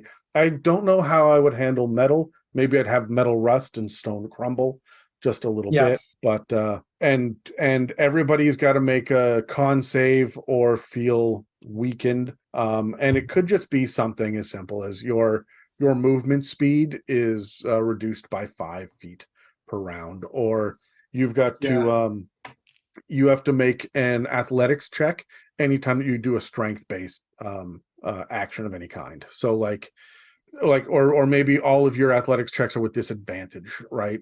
Just because they're based. Shit like that. And so this stuff isn't necessarily combat, but it is great flavor. Yeah, exactly. I mean, I still, because I like I love the Topaz because it's a really weird dragon to begin Yeah. with. Its wings are backwards. I know. Yeah. Fucks up with that. I would love just to have that. Just I wouldn't. I like the everything decays in a certain amount of rounds. I think I would still on one of the ages. I'm not sure where I would start it. Just to have like, or maybe I'd have it gradually go up. Just one die of damage if you are 10 feet. If you're within 10 feet of it. So the Like- way that I would do this is I would have it be 2d4 to start, and then include Yeah. and then raise it by another 2d4 every time, because Oh with, yeah, with d4s it's going to be less swingy, and you're more That's likely true. with 8d4 to end up getting a consistent drain instead of you Yeah. rolling 2d12 and getting a 2, right? That's Yeah, not scary. yeah.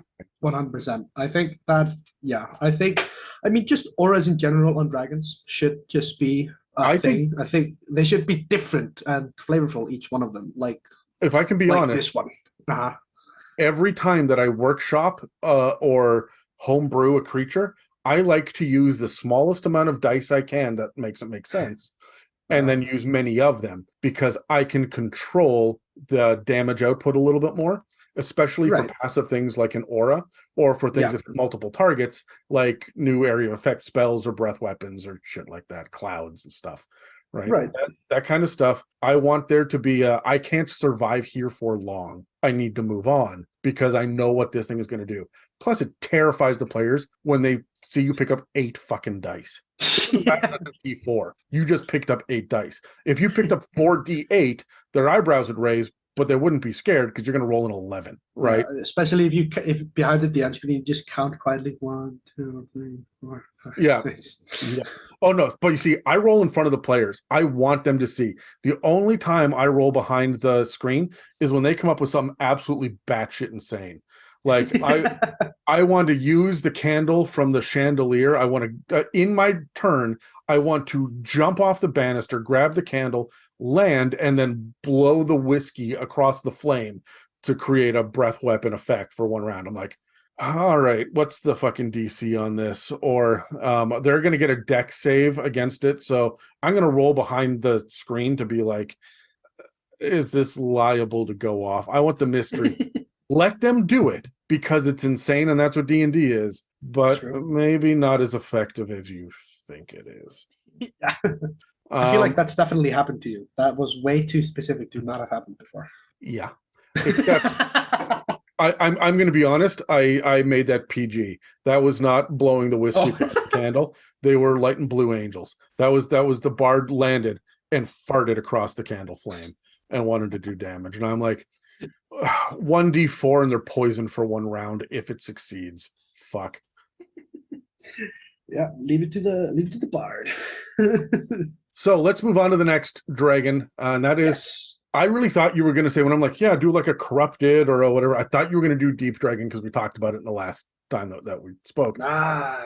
And then you went with shadow dragon, and I went, fucking neat. I love the lore around shadow dragons.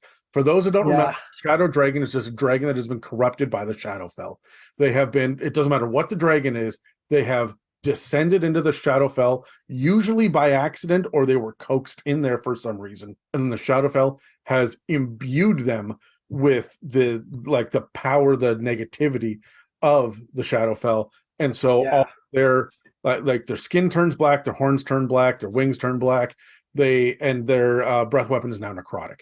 Right. Then they've got a whole bunch of sunlight sensitivity, and they can hide in the dark and that kind of shit. Right. So, or they have dark. So yeah, I went with shadow because deep dragon was fun, but I had to pause from deep dragon a little bit, and then Draco liches are just they're a thing at the end. They're an ancient if they're that. Then I thought about shadow, what if a wormling became a shadow dragon? And then I saw that you did egg. I was like, what if an egg Yeah. started in the Shadowfell. Yeah, I'm a big fan of Shadow Dragons. I'm a big fan of the Shadowfell. Even though we get almost no support for the Shadowfell, I'm not talking. Absolutely none. I'm not talking Domains of Dread or Barovia. I'm talking just like Shadowfell in general. We get almost nothing. So, so here we go. When it comes to Fizzbands, they don't give us any new spells. But if I'm going to give them spells, it's going to be things, of course, like Darkness, Silence, Shadow of Moil, or the one that I like was Summon Shadow Spawn. So that's one of the new ones that's out there. So also, this is the one I give Mimicry to. And it should be the familiar echoes of voices that they know, right? So there should be almost a little psychic kerfuckery going on here with a Shadow Dragon in the first place. Because the Shadowfell knows what terrifies you. It knows what depresses you. And so I think that it's not real psychic. There's not necessarily telepathy happening here. It's just instinctual that they know, I'm going to make my voice sound like this, and this is going to bring this creature to me, right? Yeah. And also, it says right in the lore that they are there to get other people to be corrupted by the Shadowfell. So they don't just want to kill you. They do, but they may see your heroes and say, hey, you know what? It'd be really good to have these be dark champions for me. Yeah, exactly. So as much as they would like to kill you, they'd rather you be on their side. Yeah. The other thing that I would give them is not rejuvenate, where you are essentially reborn later, but regenerate, where you are recovering hit points if they are in total darkness. Yeah. So. Yeah. Wow. Sorry, I processed that. I heard it, then I processed it. Wow, that's a lot of fun. The thing about eggs are, I think that eggs that have been corrupted by the Shadowfell should be cloaked in shadows. Yes. And that means that 100%. they are 100% invisible in dim light or darkness. Yeah, that makes just no comment. That just makes perfect sense. These are things that are no a part of the Shadowfell. Yeah, and honestly, this is how you're going to get a shadow wormling, right, and shadow hatchlings and shit. So yeah, this is just a good solid defense mechanism. Is the fact that they are going to just be almost impossible to know that they're there. There is a feature for the Gloomstalker Ranger that is called Umbral Sight. Yes, and Umbral Sight means that if creatures that rely on dark vision to see you are trying to see you, you are invisible. While you're in darkness, you're invisible. I would give that ability to eggs as well. So even your dark vision can't see them. I personally would. I don't know if you're only going for egg. I would personally go as far as just to give that to the dragon itself. Well, the dragons come stock with Shadow Stealth, which is while in dim light or darkness, the dragon can take the hide action as a bonus action, which kind of doubles up and is defeated by this Umbral Sight. I mean, I would replace Shadow Stealth with that personally. Yeah, I was looking at it. I'm all for it. I also think that it's really cool because it doesn't mean that you'll never see them. It means that you've got to shine bright light on them, right? Yeah. Which means you have a giant cavern that's, hundreds and hundreds of meters in every direction. And you've got all these different ledges on the walls and stuff. And you know that there is an egg in here somewhere, but you have to get within 20 feet of it with your torch. Yeah. You can't rely on your dark vision like a lot of players do when their characters have dark vision. So it makes you actually having to explore, and then all of a sudden this thing's just going to appear out of the darkness directly in front of you, right? Yeah. So when it comes to the wormling, I wanted to get a little bit of I wanted to get fucky on this. So I gave the wormling 2 spells, and these are powerful for a wormling, but I would have it in the description how to use these spells specifically. And the first spell is Suggestion, and this recharges on a 6. And that suggestion is, come with me through this portal into the Shadowfell. Oh, shit. And the second one is Modify Memory. And this can only be used to wipe clean the memory of the fact that it was even there. And this can only be used once per short rest. Oh, that is so cool. So now we are actually a threat from the shadows. People in town are going missing and coming back dark and wreathed in shadows and evil, and nobody knows why. And it's because there's just a wormling here. And if you run around, you might be able to find in one of the basements, if you have a torch with you, a broken dragon egg with nothing inside. And that's your hint, right? So Right. Wow. for a young dragon, I wanted to give them the Dread Ambusher from the Gloomstalker Ranger. It's my absolute favorite fucking thing in any one of the subclasses. It's just so fucky. And I just love it. It makes you such a better ranger, and it makes you a better rogue, especially if you stack it up with assassin. Yeah. So, but I just think it's really thematic for a shadow dragon to have that. When it comes to an adult, first I wanted to give them the fear spell. They should just have that. Yeah, makes sense. And then I gave them what I called shadow movement. So this recharges on a 4 to 6. So it should happen a few times in a big combat with an adult dragon. So here's my description. If the dragon moves in a straight line for its entire movement phase, so not at the end of its movement, but it has to move in a straight line for the entire movement phase, it becomes incorporeal and passes through enemies like a shadow, ignoring all difficult terrain and not incurring opportunity attacks. Creatures who have the dragon move through their space have to make a con save or take 8d4. See me doing a lot of d4s, necrotic damage, and their maximum hit points drop by the same amount until the end of a long rest. Oh shit. So this thing just hits you with the full despair and the full decay of the Shadowfell as it moves through you. Right, yeah. It almost feels like I think there's a ghost dragon in Yes. It feels like ghost, like ghost. It's just it like you said, incorporeal. It feels like a shadow, like a shadow demon. Yeah, right? I'm explaining stuff that you already explained because I No, know but what I'm doing.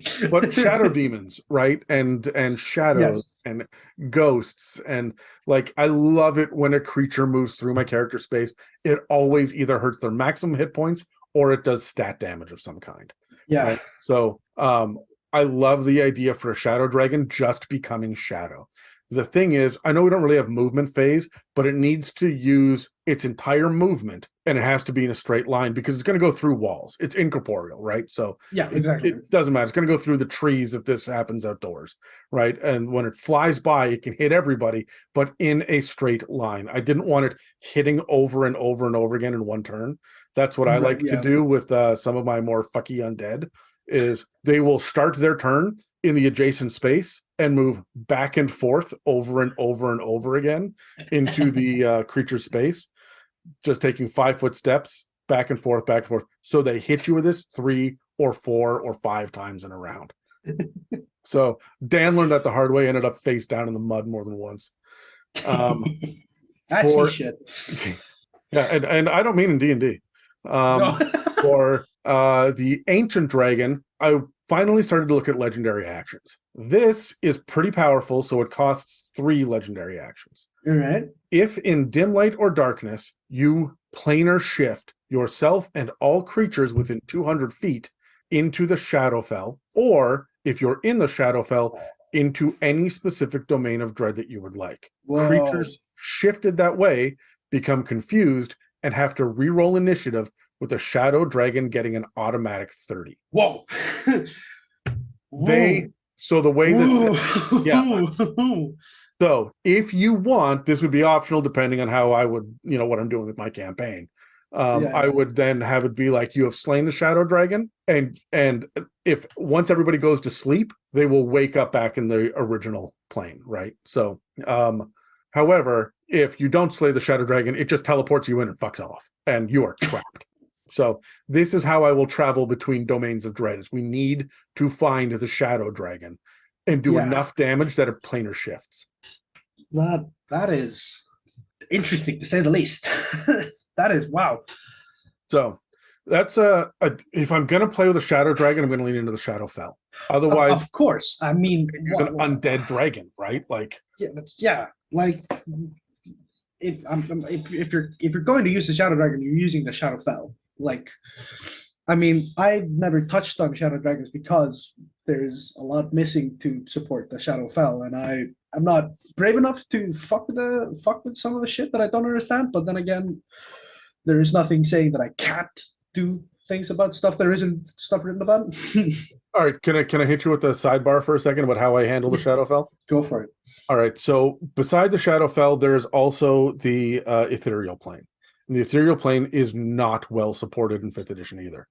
Yeah. In my head, the ethereal plane is the misty. It's Frodo when he puts the ring on in Lord of the Rings, right? Where you can see the world around you. And this world, once you shift into it, this world is absolutely full of aberrant horrors and undead that are like souls that are lost. And everything is drawn to you. You should not be in the ethereal plane. If you are on a nightmare, the mount, and it goes into the ethereal plane, you should be aware of the fact that there's the moon in the sky above you. There are 2 additional moons, and one of them is just covered in eyes that is just blinking. Like it's uncomfortable and weird. And it's what happened when the weave. Every time that you cast a spell, you are plucking threads from the weave. The weave is a little bit fucked up, and this is the version of it. This is the mirror version. But I use the ethereal plane as a way to get into the Shadowfell, which is the upside down from Stranger Things. Oh, okay. Yeah. I have seen Stranger Things. I do understand that. So the idea here is that all of the locations are the same, but they're kind of falling apart. Anybody that you run into here is a version of the people that you've met everywhere else, but they're depressed, they're sad, they don't have a whole lot of motivation, their spark of life is gone, they're soulless. And if you piss them off, they will slowly turn and look at you, kind of like the people in Inception, in the dreams. They will understand that you're not supposed to be here, and then everyone will slowly start to attack. So you don't fuck around too much in the Shadowfell. When you get to Domains of Dread, they're a little bit closer to reality because that's kind of their whole shtick, is they're supposed to be a mimic of reality. But when it comes to just the basic Shadowfell, if you're in Waterdeep and you go into the Shadowfell, if you walk into a dark closet which has just a portal there and you stumble into the Shadowfell, you will come out of the closet there and then look around and say, well, it never really gets bright at noon. And the bed in the corner smells musty and is covered in dust, and there was a cat downstairs, but now there's just bones in a cat bed in front of right? No fire actually warms you, and no food actually satiates you. Right. Sounds like a paradise. Yeah, so it just feels like it's going to wear at you, and as time goes on, sounds like ice into the winter. but the way that I run it is that every day that you're there, you have to make a con save, and every time that you fail, you take an extra level of exhaustion. But it's not real exhaustion; it's just the tainted nature of the Shadowfell. So if you take 6 levels of it, you become corrupted like the dragons are. Oh, I see. Okay, yeah, I've dealt with a similar mechanic like that. So then when you come back to the regular world, your alignment has shifted to evil. There's no happiness. The things that you used to do during your downtime, whether it's drink or I'm going to play music in the town square or I'm going to go flirt with the barmaid, you're disinterested in that. You don't want to do that anymore. There's nothing to do but wait until the next thing that happens, and who cares? And you got to get to the Feywild to re-imbue yourself with passion and life and whatnot. Oh, that's also fun, like, because they are polar opposites, right? That's like the whole shtick. Yeah. So like, this is why material plane is a mix of the two, was it? Basically, it's the balance in between, right? Or that's a better description of it. So yeah, it's the Shadowfell and the Feywild are mirror images of, but I like to have the other, like the ethereal plane, also be a mirror image, but it's fucking weird and the rules don't really apply and it's scary as shit. So I actually have my Sorrowsworn come in from the ethereal plane and not from the Shadowfell. They're supposed to be Shadowfell, but I like them just being weirder manifestations of bad shit that happened. If enough people were starved to death, then a hungry Sorrowsworn appears in the ethereal plane and slowly starts to materialize within the material plane. So this is kind of my headcanon for a lot of this stuff. This is why I like the Shadow Dragon having suggestion to pull you in, right? And having the fear spell and the ability to planar shift everybody around. That's where all of this comes from. So it's about corrupting you and less about doing just a shit ton of damage. Yeah. Like the Abyss, it's almost as if the Shadowfell has a mind of its own and it has its own wants and needs. Yeah, that's good info. Now I'm prepared to take on the Shadowfell. That's not Forgotten Realms canon, but it's definitely how I've run it to good success. So, I mean, I run homebrew when I run. Yeah, and I take whatever the fuck I want. Sure, as most people do. Like, hell, this episode's called Workshopping Dragons. Like, yeah, exactly. Yeah, we're off the page anyway. But the Shadowfell works kind of similar to that. The Ethereal Plane is its own fucking deal. I have completely reworked it, so that's just my headcanon for weird aberrant monsters to pop up for no reason. This is where dreams go, and dreams are weird, right? So. Oh yeah. How do we feel about the Shadow Dragon? The stuff, again, just to go through it because I babbled here, was the eggs are invisible in dim light or darkness, and we said we just put that on all Shadow Dragons. I wanted to give a regenerate while in darkness and the mimicry as well of voices. We've got suggestion that recharges on a 6 and modify memory that recharges on a short rest. Dread Ambusher from the Gloomstalker Ranger, the Fear Spell for adults, and that ability to incorporeally move, necrotic damage, move through creatures, and then that planar shift at the end.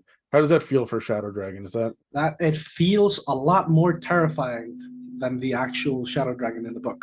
The Shadow Dragon in the book is just a dragon that, well in dim light or darkness, has resistance to damage that isn't force, psychic, or radiant, and has shadow breath. That's it. I mean, the scary thing about their shadow breath is it creates undead, right? Yeah, that's something. But it's this adding on this template that felt empty. Yeah, and this just it's filling it up, which is nice, and putting some character behind the Shadowfell as well.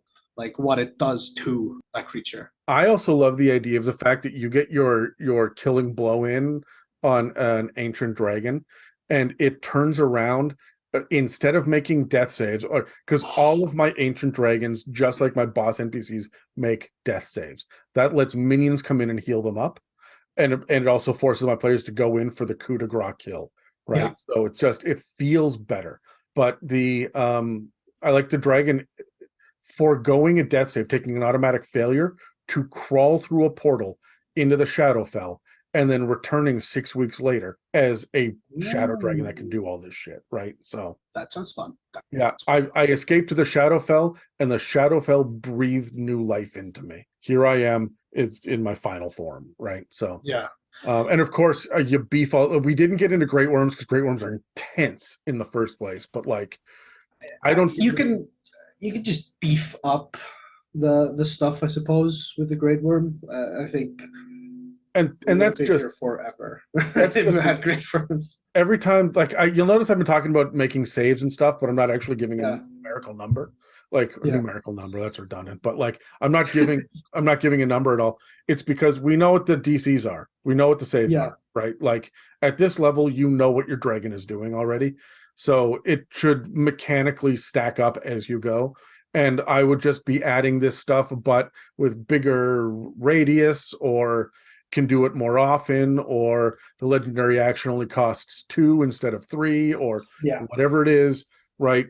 When I beef up to the Great Worm, I'm just tweaking the numbers, and that's going to make it happen more often and be more powerful without me having to kind of rewrite the whole damn thing. So you've got a look on your face like you're thinking about something. No, I was just looking to my side, and I noticed my displacer base mini, and I looked back at the Shadow Dragon, and I was like, that would have been hilarious to put like a displacing thing on the wormling or the egg as well. But absolutely, like if this, here's another thing.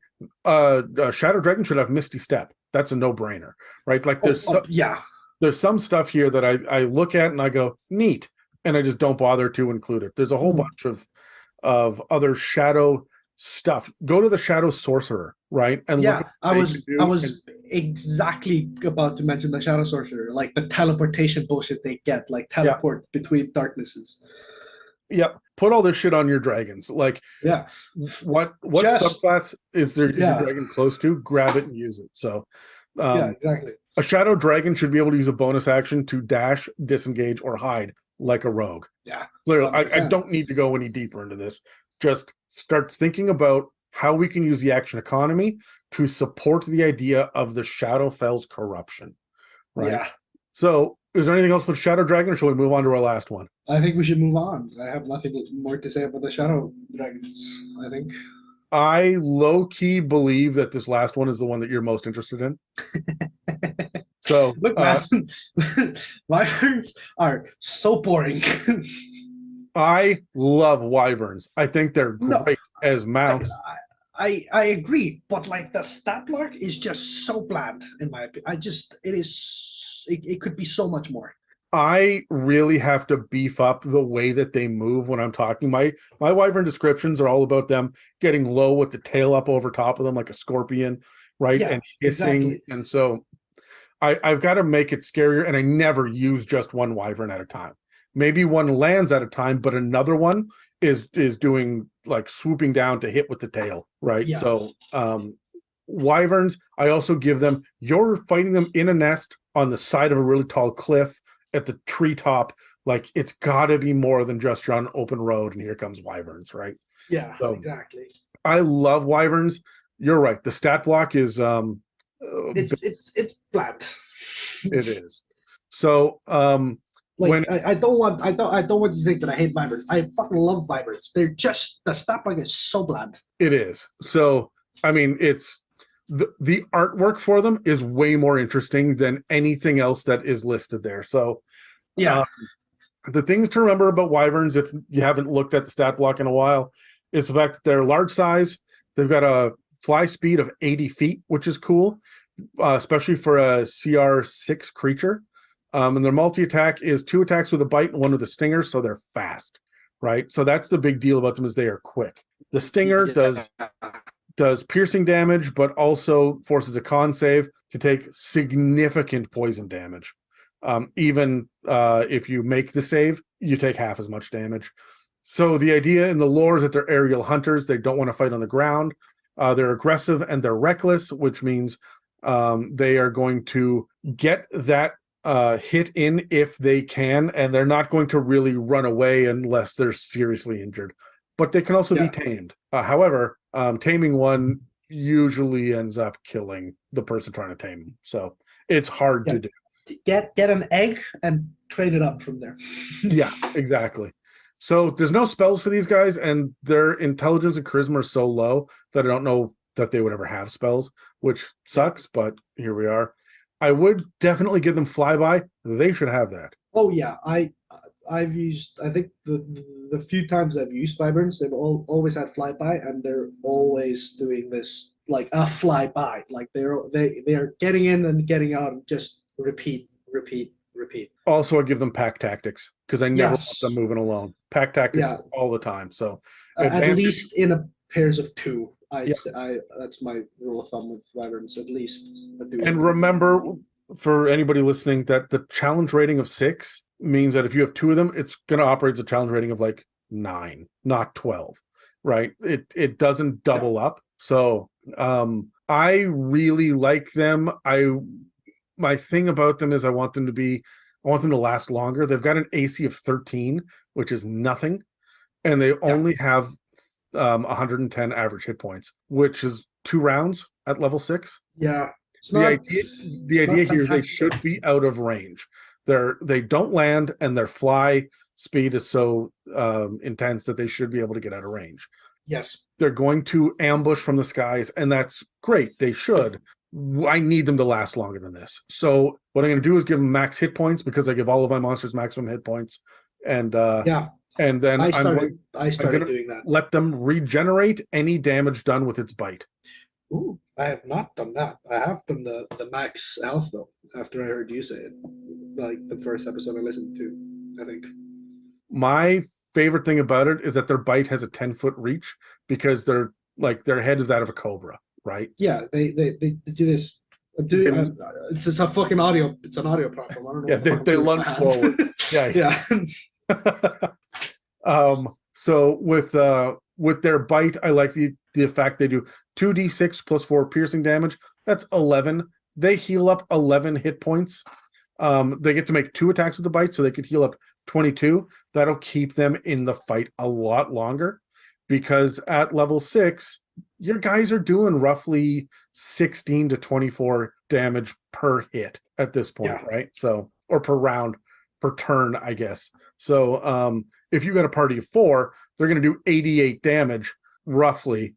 Your wyvern's going to last 2 rounds. Like that's not enough. So let them regenerate and to last 3 or maybe even 4 rounds, especially if there's more than one. When it comes to 100%. the egg, this one confused me because these are not like super magical beings. So how do we defend them?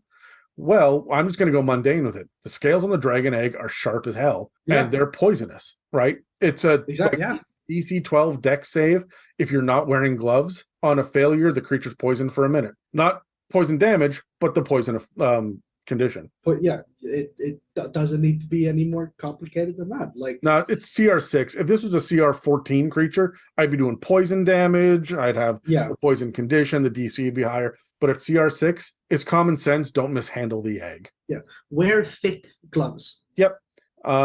When it is a wormling, I wanted to. They swoop down from above. Have you ever seen a hawk pick up a fish? Have you ever seen an eagle pick up a rabbit? These guys should have improved grapple. Advantage on grappling checks and on escape checks. Because I know that they're going to swoop down, pick your guy up, and then drop him like birds do to break open clams and mollusks, right? So he's going to pick him up and drop him, just as Terry always says for dragons.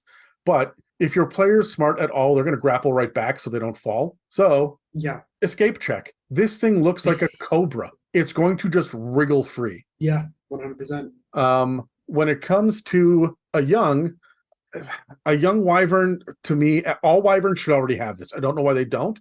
Give them poisonous spit. Yes. 30 Absolutely. foot, right? It should be half as much damage as you're doing with the stinger. And you're a wormling wyvern, so you should already be doing half as much damage, half as much to hit, half as many hit points. Armor class is 11. All of your stats are lower. Like you're young. You are a baby wyvern. So all of your numbers are down. But like you should be able to have this spit attack as almost a defense. Maybe it recharges on a 5/6. It's not their primary attack, but it's going to discourage predators when they're this low. And then when they get bigger and they get older, they should be able to use this to blind people or to poison people. So it's poison effect almost, right? If anybody needs a visual, it's like the Tylo in Jurassic Park with Dennis Nedry. Exactly. Does it make sense? Does it make sense anatomically with an actual Dilophosaur? Absolutely not. But don't question it. It does. It's going to make just as much sense with a wyvern. So go nuts. I mean, okay, yeah, a wyvern is a fantasy, I suppose. Yeah, right. Now here's my favorite thing. Are you looking at the art for a wyvern right now? I am. I've been looking at it for a while now. It is fun. I like it. Why does it not have the ability to swallow medium or smaller creatures? Right? It looks like a snake. Like it should be able to dislocate its motherfucking jaw and just go. Yeah, and swallow one medium creature or 2 smaller or creatures or 4 tiny creatures, or like it should be able to just fucking consume. And your basic swallow mechanics from there, right? Like if you do this much damage, it'll regurgitate anywhere within 10 feet of it, right? And like it should run forward, or it should not run forward, but it should swoop down, bite, and do the bite damage with a grapple. So the grapple does damage because it sunk its teeth in, fly up, and then on the next turn, any grappled creature that it has gets swallowed. Yeah. So you can watch the halfling just get fucking hoovered in by this damn wyvern, but like 60 feet up in the air. Yeah. And then, I mean, you suppose you could try to wriggle out of it, but then what? Now you're falling. If you do, and if you do enough damage in a single round from the inside, because that's how swallow mechanics always work. If you do enough damage from the inside, you'll get regurgitated. But now you're either falling, like you say, or you're in the damn thing's nest, because it's going to eat the halfling and fuck off. It's not here for the kill, it's here for the meal, right? Exactly. And now you have your CR6 creature against one PC. And that's so much scarier, right?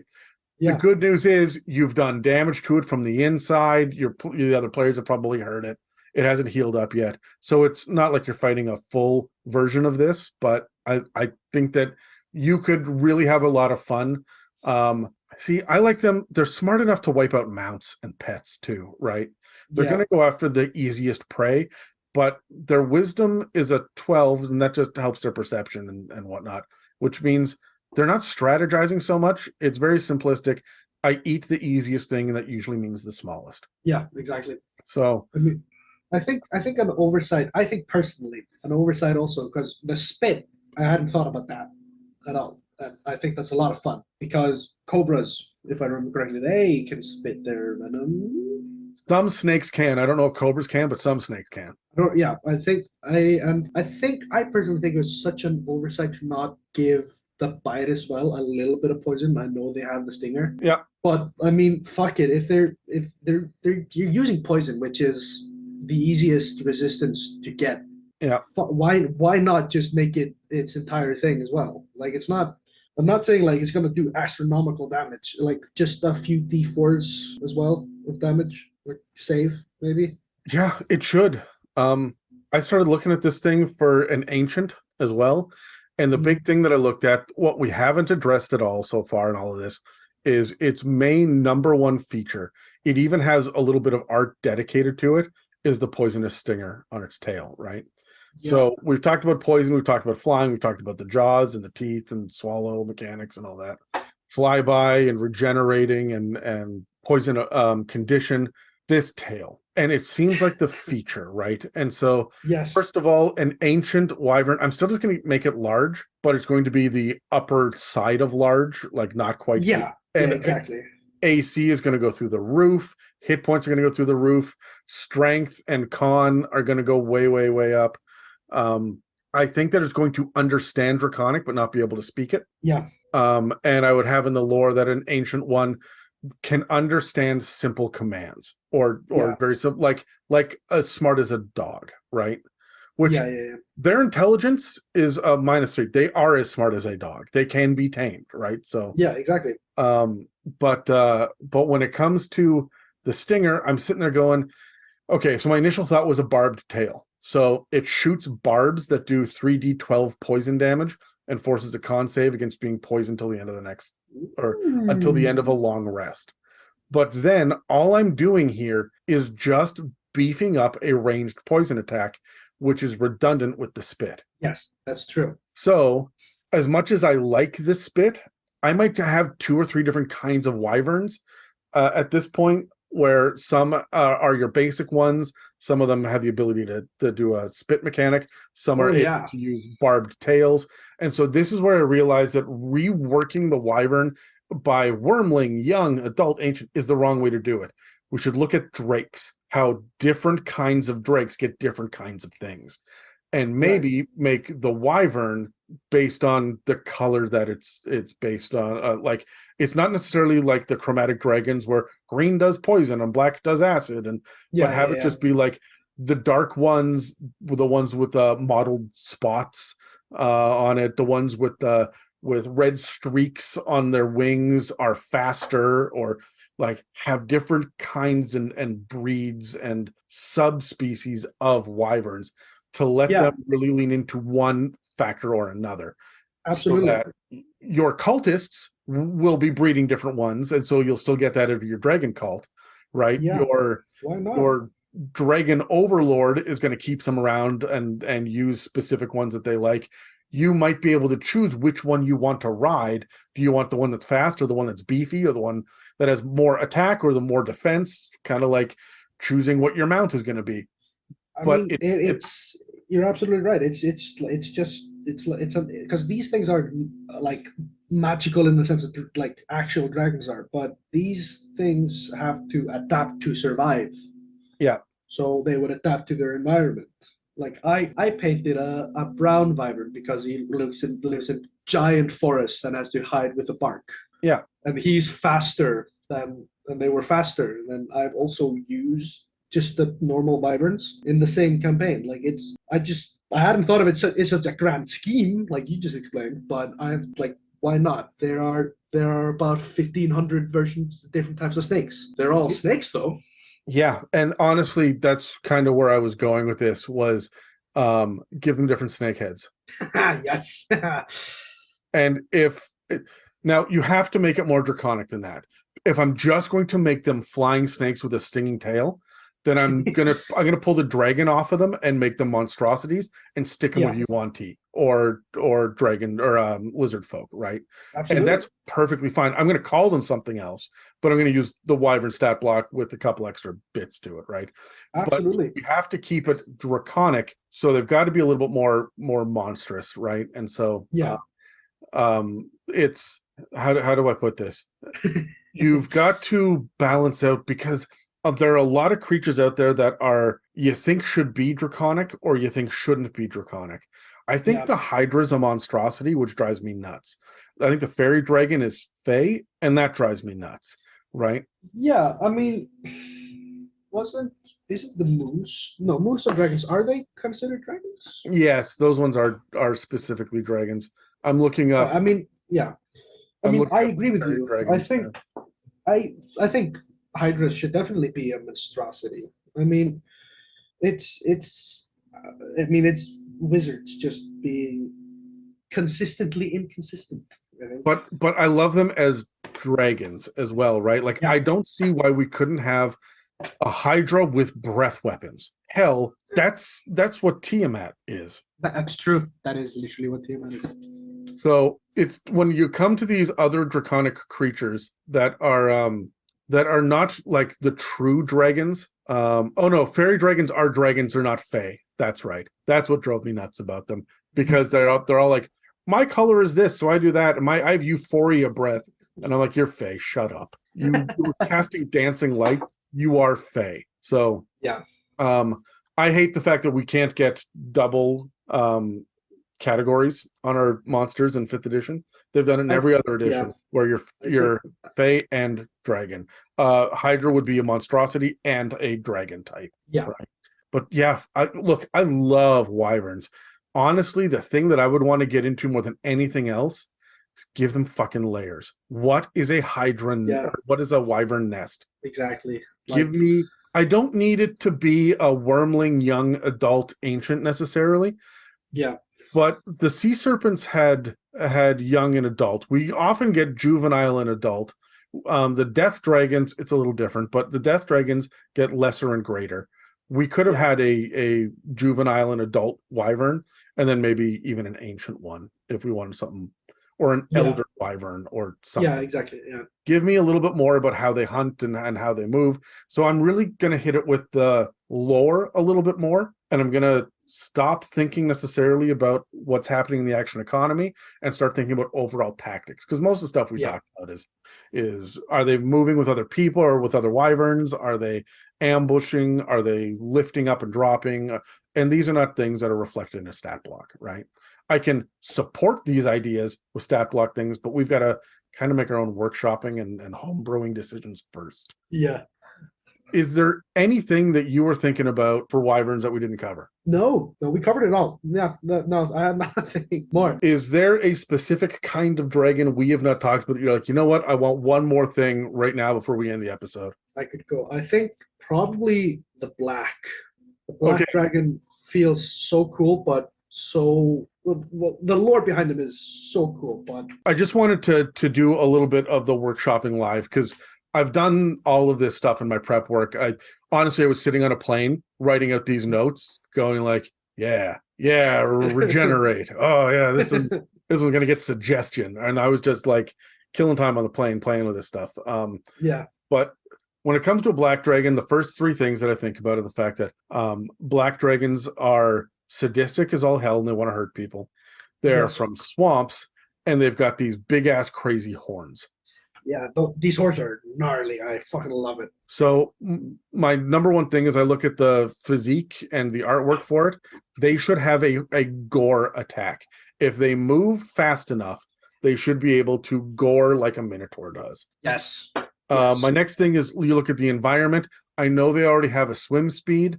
We should give them an improved grapple, or we should give them the ability to knock people prone, especially because you're going to fight them in shallow water. Yeah. And then the last thing is they're absolutely sadistic. And so I would have something where I'm probably going to lean into mimicry again on this as well, but I'm going to beef that up, and maybe the adult and the ancient have the ability to not just mimic the sound of the voice like a kenku, but would cast a major illusion so that you see someone from your past that is dead, or that like your child that you want to protect, and you see them floating in the water, right? Something to really fuck with the players in a sadistic level. Ooh, I fuck with it. Ooh. Because you're not going to put it past a black dragon. Wait a minute. Why do you have my daughter? I've been waiting for you, bitches, right? Like a black dragon is going to be that sadistic to have actually done this thing. So it's entirely believable. And then whatever character runs over to check on the corpse, their hand moves through the illusion is broken, and the trap goes off. Yeah. Right? 100%. I think what's also a little overlooked with the black dragon is its tail. It has this gnarly fucking spike at the end of the tail, and I've always wondered what the fuck it's used for, but it's just never brought up ever. One of the things that I really want, and I never get, is the concept of bleed damage in 5th edition. And I get it because of the bounded accuracy and the fact that heals are so strange in 5th edition. If you look at, heals are either really powerful or not powerful enough because we never use them in combat. Yeah. But then when we do use them, it's like we just erased all the damage that just happened. Yeah. So bleed damage is a little bit weird, but I always want to be doing that. And I think I would give that to a black dragon who's just going to open up wounds and let you bleed out. Yeah. Absolutely. And maybe it's specifically for them because the wounds stay open because of the acid. Now, this is where I would put it on that nasty tail. So the tail attack will do with this extra acid and then doing consistent damage to you unless you can recover hit points somehow. Like you have to heal in order, you have to address it and burn an action to do it, or have someone else burn part of their turn to heal you up, right? So absolutely. So again, just for the listeners, this is how we think about it. We look at the art, we look at the environment, we look at the lore, and we say what kind of things can we use to promote the flavor that is there that we're not getting from these boring as fuck stat blocks. Couldn't have said it better myself. And remember, you are going to be messing with the CR. If you take the Topaz Dragon, for example, that we talked about, we said that it's going to be able to rejuvenate. It's going to do, it's going to be like a siege monster. It's going to have a necrotic aura. It's going to do psychic damage as it dies. We've got anybody that's touching it is going to be taking slashing damage, and it's damaging the weapons that are hitting it. The fact that it can choke out by filling up their lungs with water, removing them from the battlefield, and then finally doing strength damage on top of that. You have taken this up about 5 levels in CR, right? Yeah. And again, I don't mind stacking things and doing that and giving them max hit points or raising their AC or giving them an additional legendary attack or making their lair actions go off on a 20 and a 10, right? Yeah. Like, I don't mind doing this stuff as long as the players are of an appropriate level. And every time that I add something else, I've got to look at my party and go, A, is this going to affect initiative or actions that take place in initiative? Because if it's not, I'm not going to change the CR. Oh, you speak another language? Oh, you love the color blue? Yeah, I'm home brewing details, but like this shit doesn't matter. Not in combat, right? So, but if it's going to be something that takes an action or it's a spell or it goes off in combat or in initiative, then you have to raise the CR, or you've got to give your dragon something else to hit. because with the action economy, the thing that we didn't hit, which I thought was really obvious, was multi-attack, right? Increase the range, make this a bigger area of effect if it's a breath weapon. These are no-brainer things that you can do. Have the layer actions hit harder, just stuff like that. You change the little mechanics, you tweak it a little bit, and it's going to hurt more. But if they're targeting NPCs every other round, or they're burning their layer actions or their legendary actions on NPCs, it's not that tough of a fight, right? Yeah. If you want to do something like that burst effect for the death, right? Yeah. I'm not raising the CR for that because No. it doesn't affect combat. It's an effect that happens at the end of initiative. Initiative is over. You've slain the dragon. Now it blows the fuck up, right? And it was very specifically non-lethal psychic damage, which means no one's dying from this. It's just a flavor thing, and it's going to make everybody raise their eyebrows. Oh my god, I wasn't expecting that. But nobody dies. This is not more deadly, and that's what a CR is, right? Yeah. Is what level does this become deadly at, right? A CR says no one should die at this level or higher. So anyway, do you have any final thoughts before we wrap this episode up? Anything else you'd like to talk about with workshopping dragons? Not much. Just that thinking outside the box with this type of thing is, or just in D&D in general, is very helpful to do because it's a fantasy world. Your dreams are your reality. You can just make it happen, like we've said with these dragons so far. Just fuck it. The Wizards of the Coast are not going to come to your home and tell you no, I think. What one would hope. My big final thought is think about what it would be like to actually fight a fucking dragon in real life. Don't give them elemental attacks besides fire breath. Just think your standard fantasy. Do you ever see the movie was it Reign of Fire? I have not, but it's been on my watch list for a few weeks now since I saw a poster of it. I was like, that looks fucking interesting. It's an interesting movie. It's not perfect, but it's super fun. Matthew McConaughey essentially plays a barbarian fighting dragons in modern times. Like I've been sold. But those are just standard fire-breathing dragons. There's nothing else. They're not poison breath. It's not acid breath. They're not casting magic spells. There's none of the stuff. But they will pick up and drop things. They will eat things and swallow them whole. They'll hit with a tail. They'll bash you with their wings. It doesn't take much to think about like what it would be like to face one of these creatures that's bigger than a house. I would not myself want to fight a school bus. Now you're giving a school bus wings, teeth, and hyperintelligence. I've got a problem on my hands. And this isn't even the magic side of it yet, right? Yeah, exactly. So we have to think about the magic. We have to think about eggs. I love that we have layers. People should think about nests. There should be additional shit that goes on. We should go regional, then layer, then nest, right? Yeah. And so things should get more and more intense as you get closer and closer to it. Yeah, totally. I think like you said, you don't want to fight a school bus. I wouldn't want to fight a furnace. What was the description? That has teeth like swords, wings, and spears as talons. I think the description in the Hobbit was of Smaug, basically. Yeah. I don't want to fight a furnace-sized thing that has that. Fuck that. I'm running away. And when you get to the point where it is so smart and so big and has minions, there's so much more that goes into it. And like, I think that you could homebrew just about anything onto a dragon and it will make sense. Who's going to tell you no? As long as you can justify it narratively, go to town. The other thing that I did on my little bit of balancing act, and I mentioned this briefly with the Wyvern, was the spit and the barbs that you shoot. That's redundant. I'm not going to be able to get both of those off in the same round. And even if I did, it's narratively different, but mechanically very, very similar. So don't bother. You'll notice that if you go back and onto any one of the other dragons, I tried not to double up.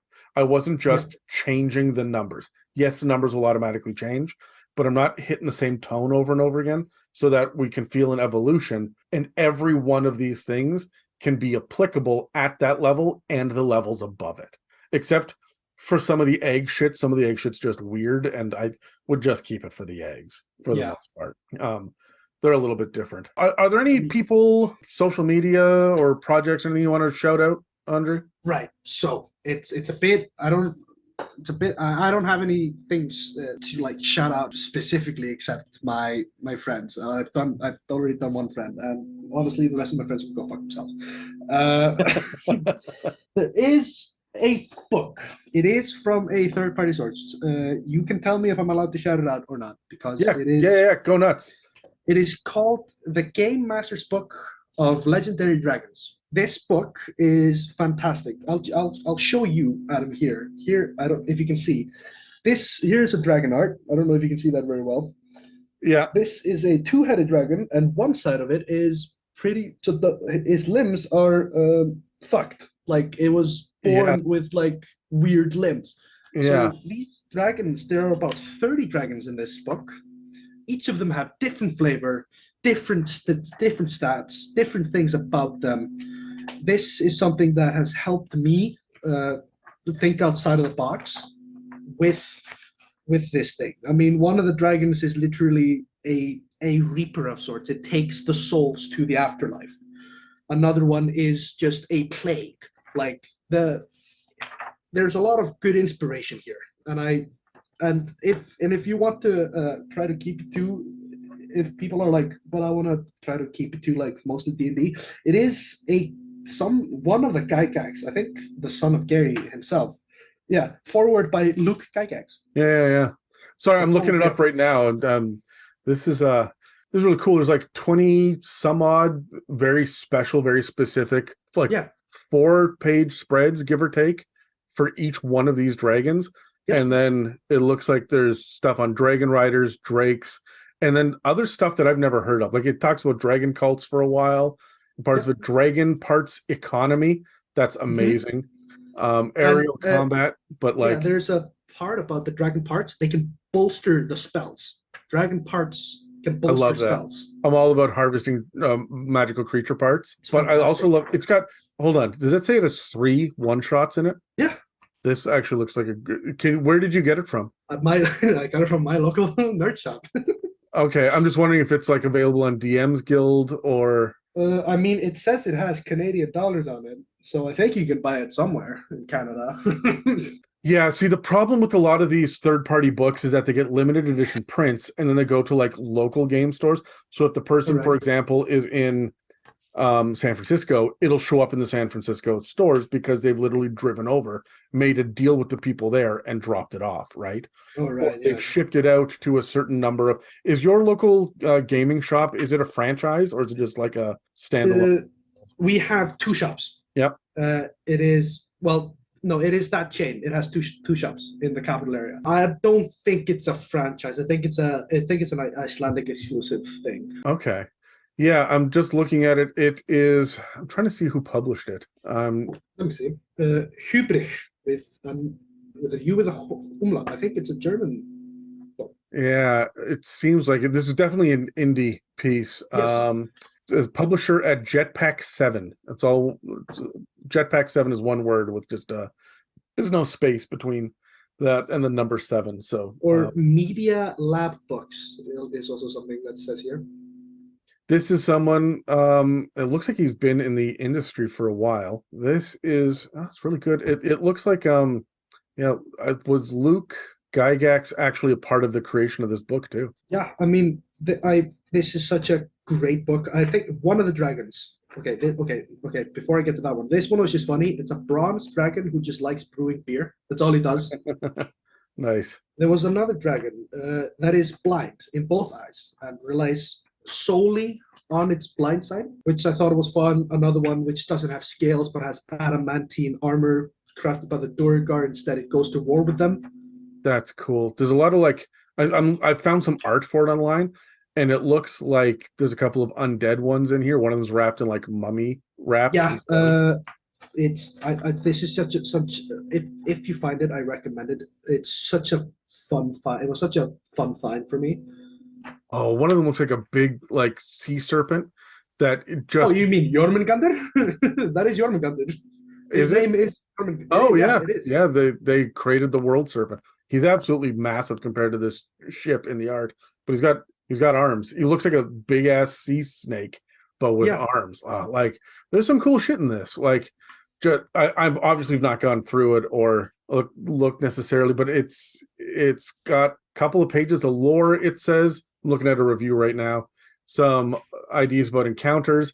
They take the time to discuss the layer, the regional effects, and specific tactics that each one of these things uses.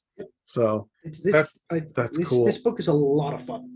Are they all epic level? They all seem like they'd be CR 20 plus. Yes, except for one of them. One of them is challenge 17. All right, so this is cool like because these are definitely like end level type dragons. And I'm just looking at, I don't have the art for this one. I'm just, Google is my best friend. Kundal the Rainbow Dragon, is gargantuan polychromatic dragon who's lawful good. But this stat block is absolutely massive. It looks like it's built for 5th edition because it's using 5th edition. This is 5th ed friendly, this book. Absolutely. You know what? Yeah, there's a lot of cool shit in this. This is really cool. I would absolutely pick this up. So yeah, if you find it, I highly recommend it. This is a very fun, and I think, and if 3D printing wise, you can find some of the dragons on STL to 3D that print. is always a plus. Let me tell you. I think I have one right here. This is I know it's an audio format, I'm aware. This is Zuth the Eternal. This is the dragon counter that nature made. If there are too many dragons, this guy rises and equalizes it. Nice. I'm a fan of that cosmic balance nonsense. That's a lot of fun. So all right, that's really cool. I'm gonna put the details of the name of this and who it's by and whatnot. I'm gonna see if I can find a link to buy it online too. I'll put all that shit in the show notes for anybody who's curious. But are there any final thoughts before we wrap this up then? Enjoy D&D, live life. Fair. I don't know, hang out with your friends or something. I don't fucking know, man. Live life. There we go. Booze, drink coffee. I don't fucking know. Live life. You heard it here first. Yeah. All right. Well, that's all for our discussion on workshopping dragons with Andri. Thank you, Andri, for choosing this topic and for sitting in on this episode with me and for supporting the Patreon. Of course, it's a pleasure. And for everyone else, thanks for listening to another episode of the It's a Mimic podcast. If you'd like to support us, we have a donate button on our website, www.itsamimic.com, a store with some It's a Mimic merch, and a Patreon. This episode and others can also be found on Spotify, Apple Podcasts, YouTube, and most other podcast apps. Thanks again for listening to It's a Mimic, where you never know what you're going to get.